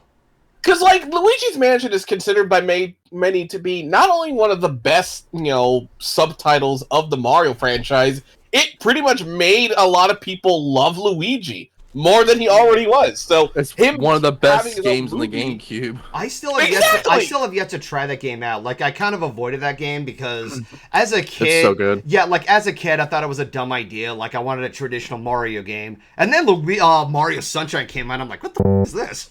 Like, obviously, I played a little bit of Mario Sunshine. It's a bit on the frustrating side, but I am more than willing to give Luigi's Mansion a chance, as well as try to play the rest of Mario Sunshine. Maybe we'll get better. I would say Go ahead. Mario Sunshine is probably, in my opinion, I think Mario Sunshine is probably top 5 in the, actually no, top 3 in my GameCube tier list. You and Keyframe would get along too well in regards to Sunshine. She loves that Sunshine game. is Sunshine is Sunshine is underrated. really as good. Yeah, I'm it's sure it underrated is. as fuck. It was just like it was glossed over because it wasn't the traditional Mario setup that people expected. Oh yeah, I love the controls with the The jetpack, flood- the water pack thing. the flood pack. Yeah, the flood pack. Like, I still have yet to get the hang of it more. What I didn't like is that they got rid of the that long jump that you would do in Mario 64. Yeah, but at least you got the hover nozzle with the flood pack. Yeah, when do you No, get you it? know what it is? I figured it out. Pretty soon. Golden doesn't like the Super Mario Sunshine that much because he is not a fan of the missions where Baby Bowser would show up, take your flood away, and then he'd be like, "Okay, now do this fucking jumping puzzle." Oh god, the fucking pachinko machine. Oh god, like I don't know how much patience I would have to bear going through the pachinko machine. I like pachinko machines. They're funny. Good for you, you're a masochist. Put a gold star next to your name. Yes, you are. He's a No. masochist hippogriff, so... Are we ready to wrap? Because I have to go to bed. Okay, yeah, we're ready to get to Q&A because go see the Mario Brothers movie. Plain and simple, it's good. I am glad that we're I getting will get around to seeing it. Yeah, go see it. Q&A. Like, I gotta wrap this up. What the hell was that? That was a stretch. Oh. That sounded pretty aggressive. It was! I don't know. All right, so we already have a question. Okay, so what do you think of a Super Smash Brothers movie would look like? Really good if done correctly. Okay, like, here's basically my personal opinion on it. I would be up for it, but maybe wait a little bit longer, because if there's one thing I've noticed about people with movies lately, they don't want to go with what's happening with the MCU, with, the fatigue. No one wants to be like... There's no plot for Smash Brothers besides Brawl and Ultimate. They could get very creative with it. They would have to make a Master series out of it. Hand, don't they? This would have to become like a TV series or something and give it like a Justice League sort of treatment where it's like a series of characters you recognize and they're all working together to overcome like a big evil or some shit like that. Now that would be kind of interesting. But I do think there needs to be more movies before even like considering it. Like there needs to be a Star Fox movie. There needs to be Oh hell yeah. There needs to be a fucking F-Zero. There needs to be. Oh, you're saying the furry is really happy about a Star Fox film? You don't say. Jesus Christ. Hell yeah, I am. There's You know what I just thought of? In order to get to a Super Smash Brothers movie, two things. One, we need to establish the Nintendo Cinematic Universe, which I do think could be real in the future if Nintendo plays its card right. Also, I think that in order to get to a Super Smash Brothers movie, guess what has to happen? We need to have a Kirby movie. And that's kind of difficult because Kirby is a silent protagonist. So I feel I'm pretty sure they're Kirby going to give movie- it... Like, okay, wasn't there like a TV series of Kirby once? I'm pretty sure he had Right some back lines. at you. Yeah, right back at you. He said Yeah. Polio. Polio. Oh, he says Pollo? God, Yeah, that's all he says. Who But the yeah, fuck you- is you gonna would voice King basically- Dedede? That's a good DDD. question, actually. I'm pretty sure they'll have to include they have to include dialogue to get a movie going. So, I mean, they're not going to Wondering give if dialogue they'll to get like a Link. side character to carry the movie Are you along, talking you about know? Kirby Like, movie? no, somebody was asking about the thoughts of a Smash Brothers movie in the future. I mean, there are plenty of characters in the Smash universe that actually do canonically talk. The silent protagonists are actually, if you do a ratio of silent protagonists to talking protagonists, there is a higher percentages of talking ones. I mean, yeah. Link would be your hardest one to do, but given that they're making a Legend of Zelda movie, I doubt that he's going to be voiceless forever. Yeah. Oh yeah. yeah. So I will say, here's my rebuttal to that. One of the biggest franchises in the world, and his only line is, its name. What's the line? It's what? what's the line? Pokemon? Pikachu. Oh, Pikachu. Pokemon. I mean, Pokemon Trainer would be in the Smash Brothers movie, so there would. But what I'm getting at is like Pikachu is one of the most iconic franchises in the world, and like the only thing it Character. says is Pikachu. Well, true, but he's also Wait, part of a no. franchise that is video games, and there's video game characters that talk. Wait, in the Detective Pokemon Pikachu, themselves, didn't but Pikachu the talk? franchise Well, that he yeah. resides in.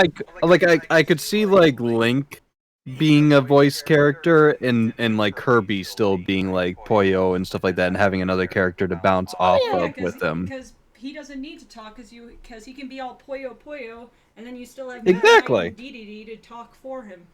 So, He can hit things with his hammer as well. because we have several other questions that are going on, I will end it with this. I'm pretty sure at some point there'll probably be a Smash Brothers movie in the future, and if it does, I hope they do a good job with it. My prediction is that they're going to only go with the N64 Smash Brothers roster.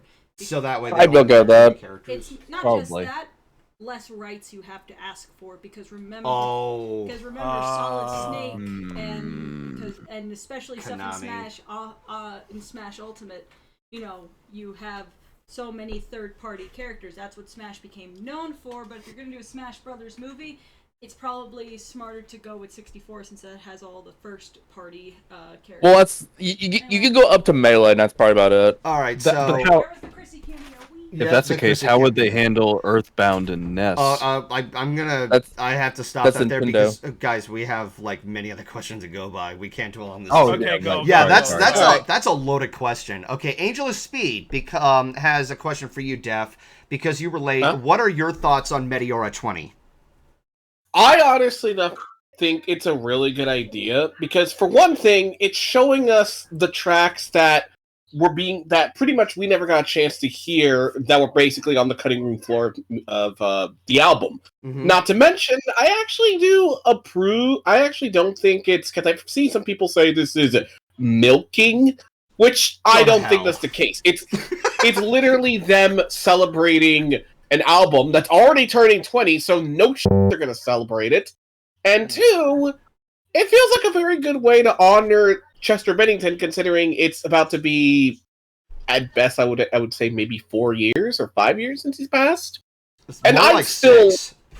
6. 2017. Yeah, he Yeah, it was 6. yep, it was July of 2017. He took his life.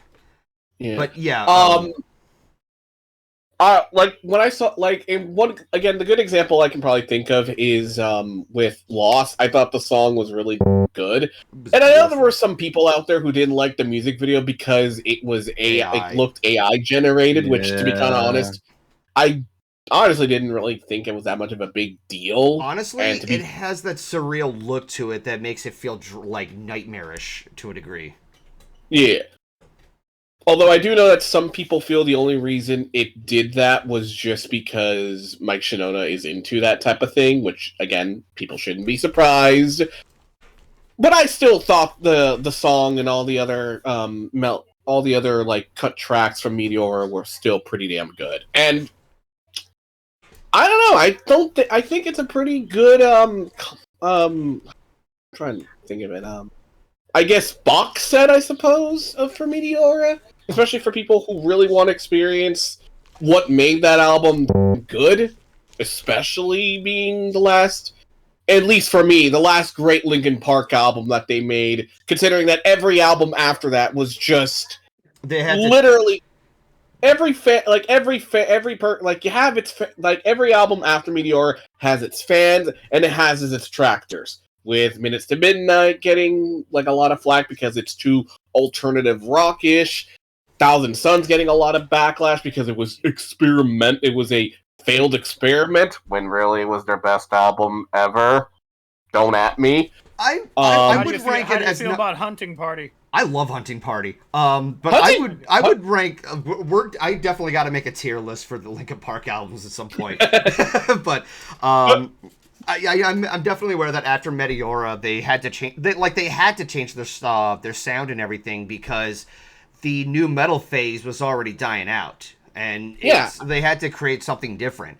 And honestly, like, I give them respect for trying something different through every album. That it's like, it's a whole different direction. It's a whole different it's a whole different path that if I were to try to explain things a little better, I would probably be nonsensical compared to how you describe it.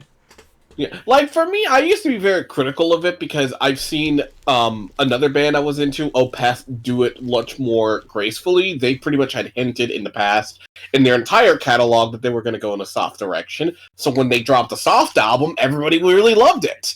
But with Linkin Park, I've kind of become a lot more kinder to their changes, and I feel like it was just them wanting to show that they could be very broad with whatever style of music they could choose. And honestly, I can't blame the band themselves, because let's assume for the fact that nu metal didn't die out, it was just a thing that still is there, but they wouldn't want to be looked at as a one-trick pony. They would want to be seen as something more than just that one thing that they did. They want to try other things. In fact, the band just started, out of just experimenting with things to begin with my, Mike Shinoda and Brad Delson, if I recall correctly. Yeah. Okay, yeah. So, that, like, I'm not going to try to bore the chat too much with it because we have other questions to go by, but with Meteora 20, I love those unreleased tracks, and I've been glued to hearing Healing Foot and More the Victim. Because nowadays, More the Victim, those lyrics are so much more relevant now than it ever has been.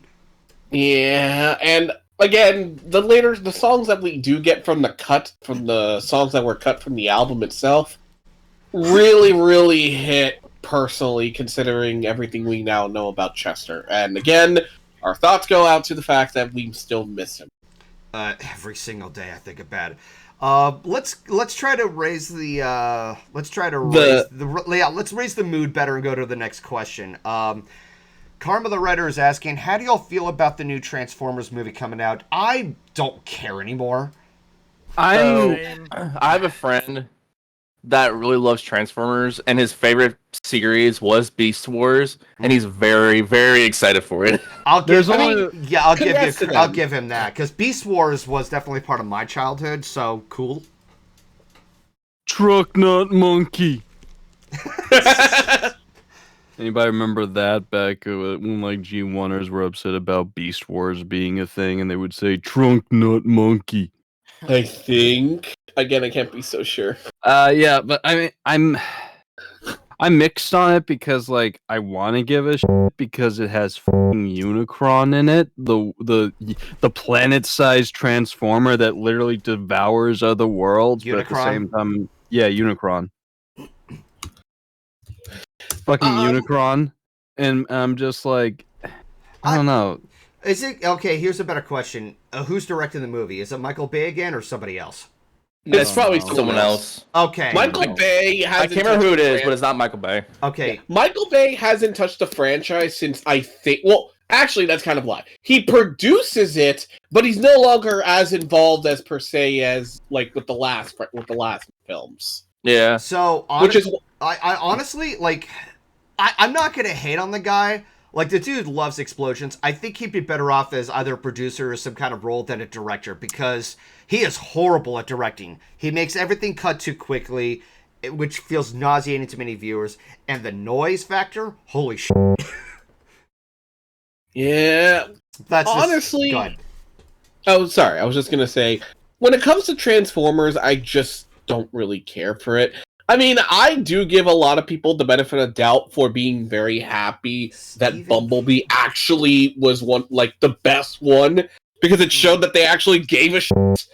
But good God Almighty, I just don't care. I saw the first movie. I thought it was okay. It was passable, but I did see some people who were very mixed with it. I have a friend who did like the movies, but she felt they could have been a lot more faithful to the franchise. And then you have the other people who absolutely hate the franchise because Michael Bay just cared for explosions. There's a lot to be said about the Bayformer films, and I kind of just wish at this point they would just kind of do their own thing rather than just try and tie everything directly to the Michael Bay films and just say, look, you have a franchise that has spanned 40 years, and you can't seem to get away from the Michael Bay films and just make your own films with Transformers, you know? Wait, though. A little bit of a question.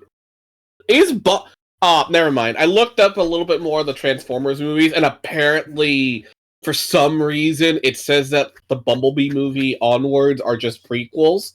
Yeah. Which is just like, what the fuck? How does that work? That's why I wish they would just not have them tied to the Bayformer films at all and just do their own thing. You know? At this point, the continuity in the Bayformer movies are beyond they're beyond repair. And this movie takes place in 1994 too. How does that even? Oh. Okay, so hold on. Where was what was Bumblebee doing all those years when in the first movie they were trying to find the blueprint to the cube? The cube. The Allspark. Yeah, it's like look, you're just making up plot holes. I'm sorry. Just they retcon the fuck out of each film, and I'm just like, you know what? You don't have to tie to the Bayformer films anymore. Just let those die. Just let those die and do your own films. We've had all different kinds of Spider-Man films. You can do all different kinds of Transformers films and versions now. There you go. One of the reasons I knew that many people loved the Bumblebee movie was because not only did they actually try, it was literally devoid of any connection to the original series. And yet now they're like, nah, they're prequels. How the f*** do they work? Because if they're prequels, why the hell are people now in the timeline where the Michael Bay movies existed all surprised by these robots that turn into cars when they have already existed in the 90s? Yeah, no, see, Deafhorse is he's fuming, he's steaming up and everything, and I can't blame him. I'm trying to wrap everything around. This is messier than the Zelda timeline. Bang, Which is saying a lot! I will say real quick, when I saw the first Transformer Michael Bay movie, it was the first one with Sam Witwicky and the other lady. Megan Fox. Megan, thank you. I knew somebody was going to help me out. I saw it in theaters. I enjoyed it, but now hindsight is always 20/20. I realized that the only reason I liked that film is because the graphic effects of them changing from robots into cars or cars into robots was pretty impressive to my child brain. Yeah, it was the novelty. It was the novelty of having a live-action Transformers film at the time for the first time, and now it's just like it's aged like it's aged like milk. Especially what they've done to Optimus Prime in those films over time. It's just made him this bloodthirsty monster who wants to murder everything in his path rather than the kind-hearted, stoic leader that he was originally supposed to be. I mean, his name in Latin is the First Great. The First Great. Yeah, because Optimus is comes from the Latin word optima, meaning great. And Prime comes from the Latin word primo, which means first or one. That is so, and the fact that they actually got the original voice actor for him. Peter Cullen. It's like, it's just like, oh my god, dude, why? Like, I understand the paycheck must have been good, but god, they massacred you. But no, not even just that. They've been treating him currently awful too. Like there was this whole thing about during the recording for the Bumblebee film and how they kept treating him like shit during that. I need to rewatch that and get all the details. But poor guy. I mean, did you hear Did you hear the recent bullshit that with the other upcoming movie, they decided that they're gonna get motherfucking Chris Hemsworth to voice Optimus Prime? Yeah. Which is just, are you fucking mad? Okay, like I can understand that eventually they're gonna have to find a new voice actor for Optimus Prime because Peter Cullen, from what I remember, I think he's 80 now, isn't he? Oh yeah, he's in his old. 80s. Yeah, Yeah. I can understand the So, reasoning, but they- good God. Chris Hemsworth was Thor, right? Yes. Yes. Yeah. Okay, is like. Pardon But me here's for the- sounding xenophobic saying this, but do you want Optimus Prime to sound British? I don't think he's gonna sound British in the way they portrays him. I just know that he's like, yeah. Like, I am mighty. I'm all for them trying to probably show that and this actor can probably give it his all. I mean, look what happened with Chris Pratt voicing Mario. It was actually, like, from what everyone has said, Like, he yeah. did a pretty damn good job. Yeah. But That's just at okay, this it's point, Australian. My apologies. Yeah, But still, really. it's a bit of an accent, and it would throw some people off. it's just, I don't think he's gonna. But like, they usually work on making sure they don't have an accent when they play a character. like, God, what- how many times would he have to like put his accent away to try to sound more American though? Like, I don't know. Wouldn't that be a pain in the ass? Benedict I mean, it is Cumberbatch possible does for that people- all the time. I mean, I mean, fucking so many MCU actors like play American accents, and they're British or Australian. Oh, mean- I am aware of that. I mean, the actor who played Eddie from Stranger Things, he's also British. Yeah, he's also British. Millie Bob Brown is also Yeah, British. Millie Bobby Brown. I mean, also Daryl from The Walking Dead is British. Yeah, one of the best examples I can think of is Christian Bale from The Dark Knight. When he And starred in Robert American Pattinson. Psycho. Yeah, when Robert Pattinson as well. Yeah. But again, with Christian Bale, like when he started American Psycho, everybody thought he was American because he was able to emulate the American accent really well. To which, when he later on revealed that he was Welsh, everyone's like, "What the fuck, man?" Everyone thought about Tom Holland too. It's just like everyone thought he was American until he found out, oh, he's British. Okay. And we just continue with our daily lives.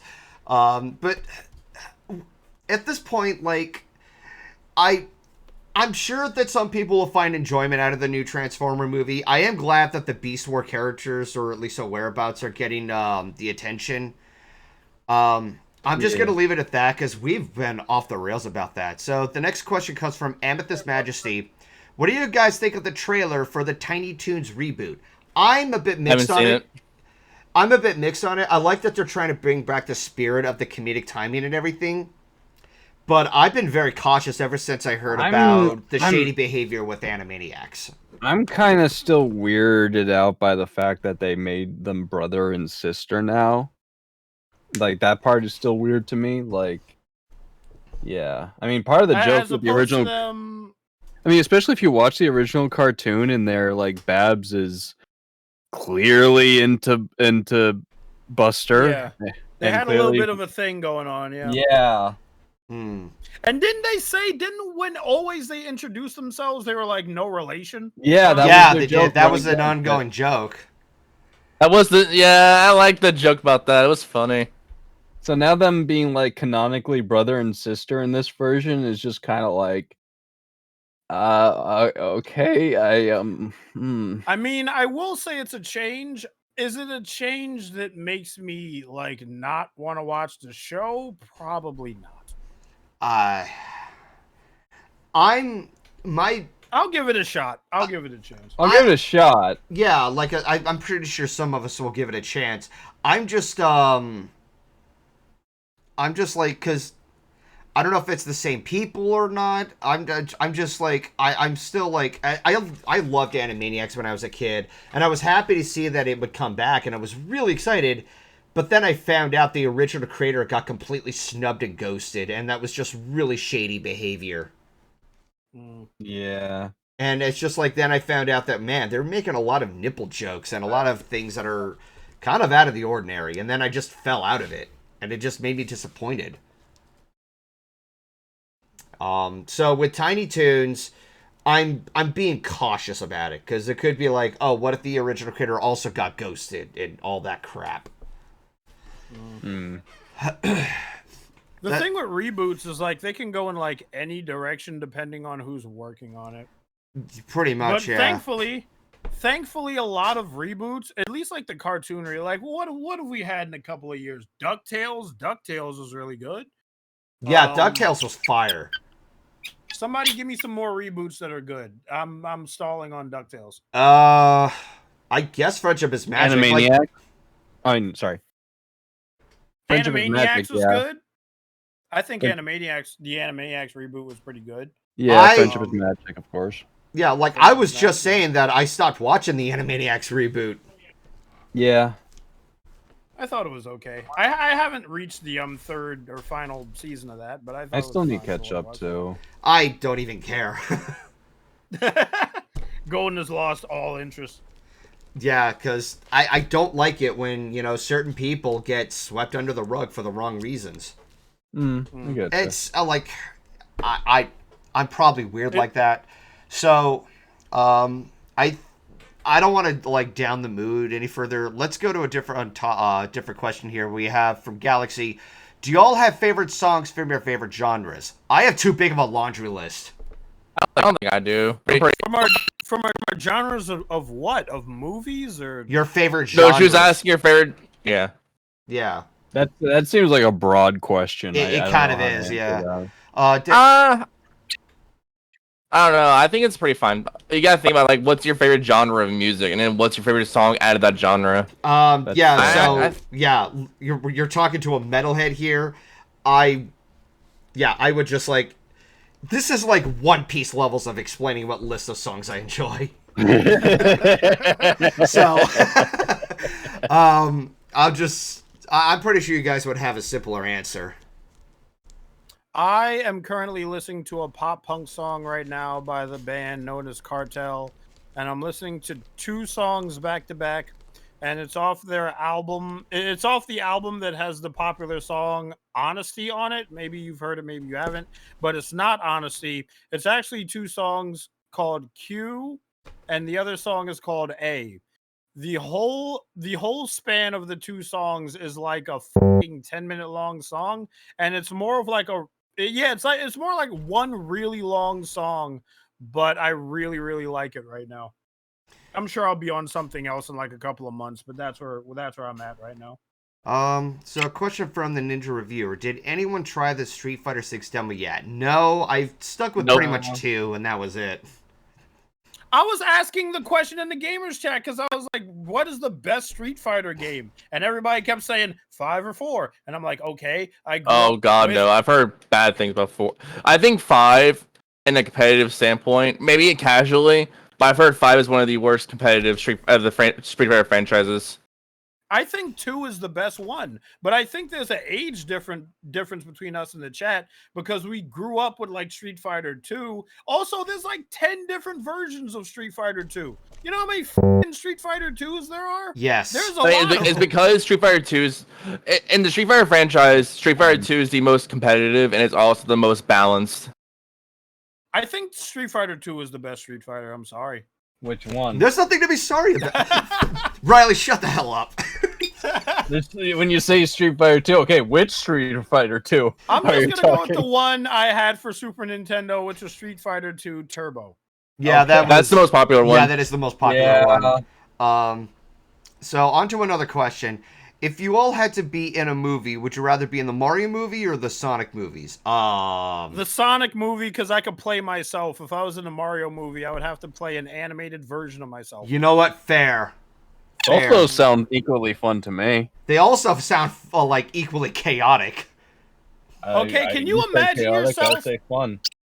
Can you imagine yourself like you get to the Mushroom Kingdom with Mario and Peach is like, hello there, we gotta defeat Bowser. And then you, very much like Mario, is fumble your way through the Mario Kingdom. You try to jump on a block, you miss, you fall down. You're just embarrassing yourself throughout half of the movie. Not Are even you like okay embarrassing yourself. You're just like, this is hell. I'm getting my ass kicked. I'd rather be in the Mario movie because at least you can play with the power-ups, whereas in Sonic you really can't do shit. That's what I like about the Sonic movie. You can just be in the Sonic movie and f off and have Sonic have his own adventure. But that's not fun. It's calming. I don't have to worry about like fighting Bowser and then trying to convince Peach to give Bowser a chance, only for Peach to kick me in the goddamn throat, or even suggesting the option. What's that sound? I'm here to too. Yeah, it sounds like a record scratching. Who has a zipper? It sounds like a zipper? record scratching and a zipper. Wait for it. It might happen again. Yeah. Looking for any other questions. Deaf, are you here? Oh, Yeah. there it is again. Yeah, I heard it too. I have found the problem. I have found the problem. It's Deaf. Okay, so I don't know why. ask all. Name one video game universe we should go to. No thanks. Kingdom Hearts. Xenoblade. Of course you would go to that. Kingdom Hearts, Xenoblade. Deaf, What you is might going have to on? Yeah, exit okay. the call and come back. Why does there sound like a chipmunk in his? Like, It sounds like a fucking rat or a mouse. It literally sounds like a mouse scream. All right, let's see if this. All right, so ask all. Which DC movie are you looking forward to? The Flash or the Blue Beetle? Blue Beetle. Blue Beetle. The Blue A Beetle. lot of people. Yeah, I had a feeling a lot of people would say the Blue Beetle. Oh, I you know about the Flash. have no knowledge of any of the DC universe stuff. Like I grew up with Batman, but like much like with MCU, I've grown exhausted of the superhero thing. Like it's superhero fatigue. I'm pretty sure it's gonna be good. I mean, with the Flash movie, the only reason I'm not interested in seeing it is because of Ezra Miller. That's my reason. Yeah, Yeah. no, Ezra Miller can go to hell. Okay then. Is the long story. Also, in regards to video game universe, I would be in Undertale. Undertale. Undertale. Are you sure gonna that- Are you gonna do the Are you gonna do the bad route and fight Sans? Hell no! Oh, okay. All right. I was gonna say like, oh, is some person gonna ask you saying you're supposed to do this, you're supposed to do that. Ah. I've already No, Wait, what's you the have wait? What's the question? What universe would you be in? Oh, go to. Okay, so I would still pick probably Xenoblade, but Kingdom Hearts is probably a close second. Yeah. You and Ryley can go on Keyblade adventures. Exactly. Yes. We can fight darkness. We can fight darkness. We can fly around, hang out with Disney characters. Our adventure sounds fun. Yeah. Hard. Except it's easy to get lost. Nah, we have a gummy ship. No, I At mean, first, I Yeah, thought you were gonna. I thought you were gonna Dude. say no. We have a map, and I'd be like, all right. Timeline I'm mad, shenanigans I'm mad. because the creator is completely batshit crazy. Riley, can we have a picture of me and you riding in a gummy ship? you guys can find an artist to commission. Next question, please. All right, what is the Yes. difference between isekai and fantasy? Isekai and fantasy. Oh, that's a isekai is like a manga type of thing. Again, Anime. with the goddamn buzzwords. They can both be implemented in the same thing because isekai in itself is a fan. Like you don't that doesn't happen in real life. You don't like step in a sewer grate and then all of a sudden, oh, you're in Kingdom Hearts now. Oh, What about okay. So That's cool. All right, What about So- Truck Coon? I'm gonna leave with one last question before we wrap it up. What are your guys' thoughts on the Wish trailer? I thought it was interesting. I didn't watch it. I didn't. Watch I it. am Fill me in. intrigued. Well, you I am have the intrigued. chance to take a look at it. The goat is the goat. I will leave it at that. The What goat is the goat. Yes. What kind of explanation is that? The goat is the goat. Go watch All right. the Morgan- trailer. Is it Morgan Okay, Freeman? Just No. No. Raiza, I'm gonna. watch the fucking Right. trailer to get the context. But it'd be I'm- funny. I'm picking up trailer. Raiza and I'm shaking him like a rag doll. Just I imagine. don't know, man. Riley and I are on a gummy ship. What the f talking about? God damn it. Okay, I'm watching the trailer right now. A goat just blew a bunch of wispies into the air. Chick is looking at a castle. There's some old. There's a bunch of blue balloons. Wait, no, those are bubbles. Those are something. They're not balloons. There's a king he has eyes, I guess, and he's evil. And she's running away. She's running into the forest. The goat is there. She's looking up at the star. Guys, this looks generic as hell. What the hell? Okay, the star got big. The star is a character? Is that Sparks? Oh my god, it is. He's cute. Oh my god. There we go. The goat is eating the star's sparkles. The dust, yeah, the pixie dust. And now the goat can talk. What voice is that? That's Alan shit. Tudyk. The goat is the goat. Yes, Wait, thank what? you! Thank you! Who is it? He sounds Alan like the goat. Tudyk. Alan Tudyk. I don't know who it is. I don't know He's either. been like a character in like every Disney animated film for like the past decade, He is including like most... he was like Hey Hey in Moana. He was Duke Weaselton in Frozen. He was Duke Weaselton in Zootopia. He was Duke Yeah. Weselton in Frozen. Okay. He is, however, mostly known for playing the character Wash in TV show Firefly. Okay. Yeah. But He yes, does a lot the of voice goat is the acting now. goat. There you go. Now you know what I'm The talking goat about. is the goat. He has a very low voice, and he was like, didn't know my Oh, voice would be this If low. you watch the Harley Quinn show, he plays both Clayface and Joker. I gotta in the- finish the Harley Quinn show. Okay, so What Angel you is... got? Electric car, Bruce. So apparently he was also King Candy and Wreck-It Ralph. Otherwise, Yeah, AKA that was Turbo. what I was hearing. So, yeah, so the movie Wish, the original origin of the wishing star, yeah. I'm kind of excited to see that. I saw that they're trying to go for a somewhat different art style. I'm a little mixed on it. It kind of like, I know they're trying something different, but I like it, what I'm seeing so far. it looks like one of those like straight to video like CGI movies from Well, like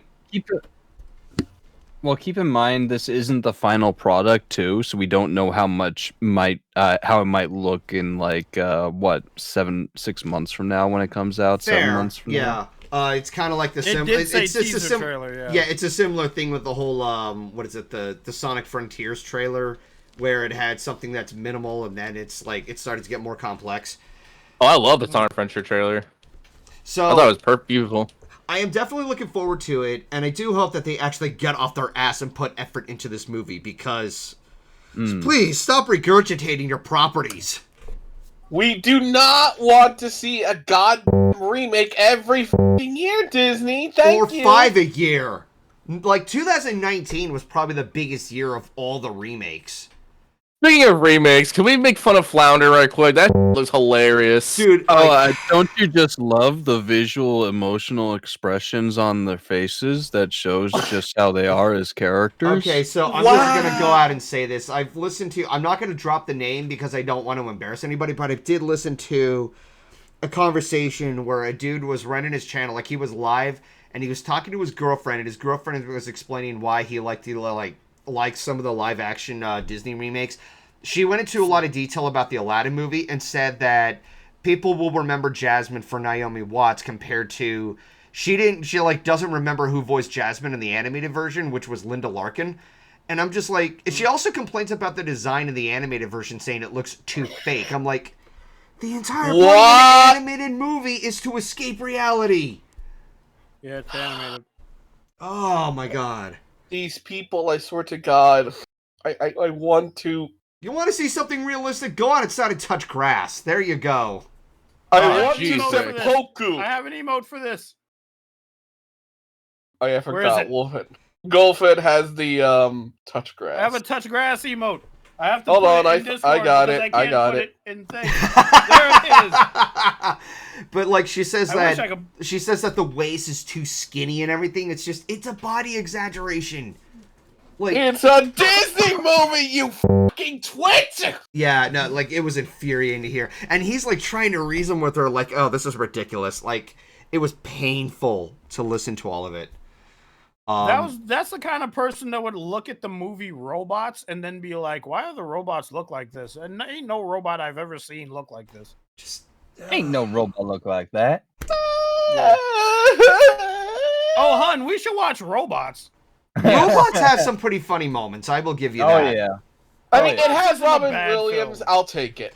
There was that Yeah, it part isn't that a I bad used. film. There was a part that I used to laugh my ass off at, and that was when they're like Oh, I playing know. around with their arms, and then like the mother just lets out a big one, and then the lamppost outside is like, I can't breathe, and just like dies the next morning. Oh yeah, robots. I fucking figured. Don't worry, kid. I know this place like the back of my hand. Isn't that the robot with the dump truck ass? Yes. Yeah. Probably. Okay, I know that Mother movie now. has a dump truck ass. I for a haven't- robot. I Gee, I seen wonder that why you're into that, Raiza. Well, I couldn't remember the movie until someone said the farting, and I was trying to think about who it was. We just Again. mentioned the name earlier before I mentioned that scene. Again, I- Raiza, I wonder. I'm playing Smash Melee, okay? The Again. farting scene jostled it for him. It brought him back to life, like an Evanescence song. Okay, I think it's time to wrap it up. Yeah. So this was Say goodbye. this was a pretty quick podcast that we went through. Like some of the topics we just gone through. Like a lot of you were already like anticipating to the Super Mario Brothers movie. So I will give it that. And just check that out. Check out Lackadaisy. And like for those who are Linkin Park fans, and I know that some like I've read the chat, like some of them are not too big on it, and that's okay. But if you're curious, I will have a link to the playlist for the Meteora 20 because it is part of the Linkin Park YouTube channel. You can listen to it from there. There's like 89 tracks. Like you just look around to find some. Like it's a bit of digging through, but it is interesting. As for everything else, I do hope to keep the podcast going on a monthly basis. I think I kind of accomplished that this month, as well as last month. So I'm just gonna leave my part there. Any final sayings before we end? Deafhorse, Quota you're has up. been reached. That's what I'm saying. So much frustration has been integrated into the mind of the Batpone. Yes. Wolfhead? Your Golden's quota has been reached. Chat, go to my channel and watch my latest video, please. It'll mean the world to me. Pinky, pinky, pinky, pinky, pinky, pinky, pinky. Come low. Pinky, pinky, pinky, pinky. Raiza. Let's see. What do I want? Hold on. I'm thinking. We're not looking at your Steam wish list, Raiza. God, I hope that's not copyright. It shouldn't be. It shouldn't be. that's like a parody song. So. Yeah. Okay. And, God damn it, Raiza. Number one victory royale. Now it's in my head. and Ryley. I'm pretty sure you're gonna use it. I'm pretty sure you're gonna sample a sound clip or something. No, I just can't wait to get my Steam Deck, which should be here by Tuesday, and it's gonna be painstakingly long to get here. But yeah, I'm trying to get done this year, so keep on the lookout. Join the club. We all have to get done this year. I'm gonna have fun censoring all this again. Okay. Anyways, hope you guys enjoyed this podcast, and hopefully we'll see you guys next month. Fingers crossed. Have a good night.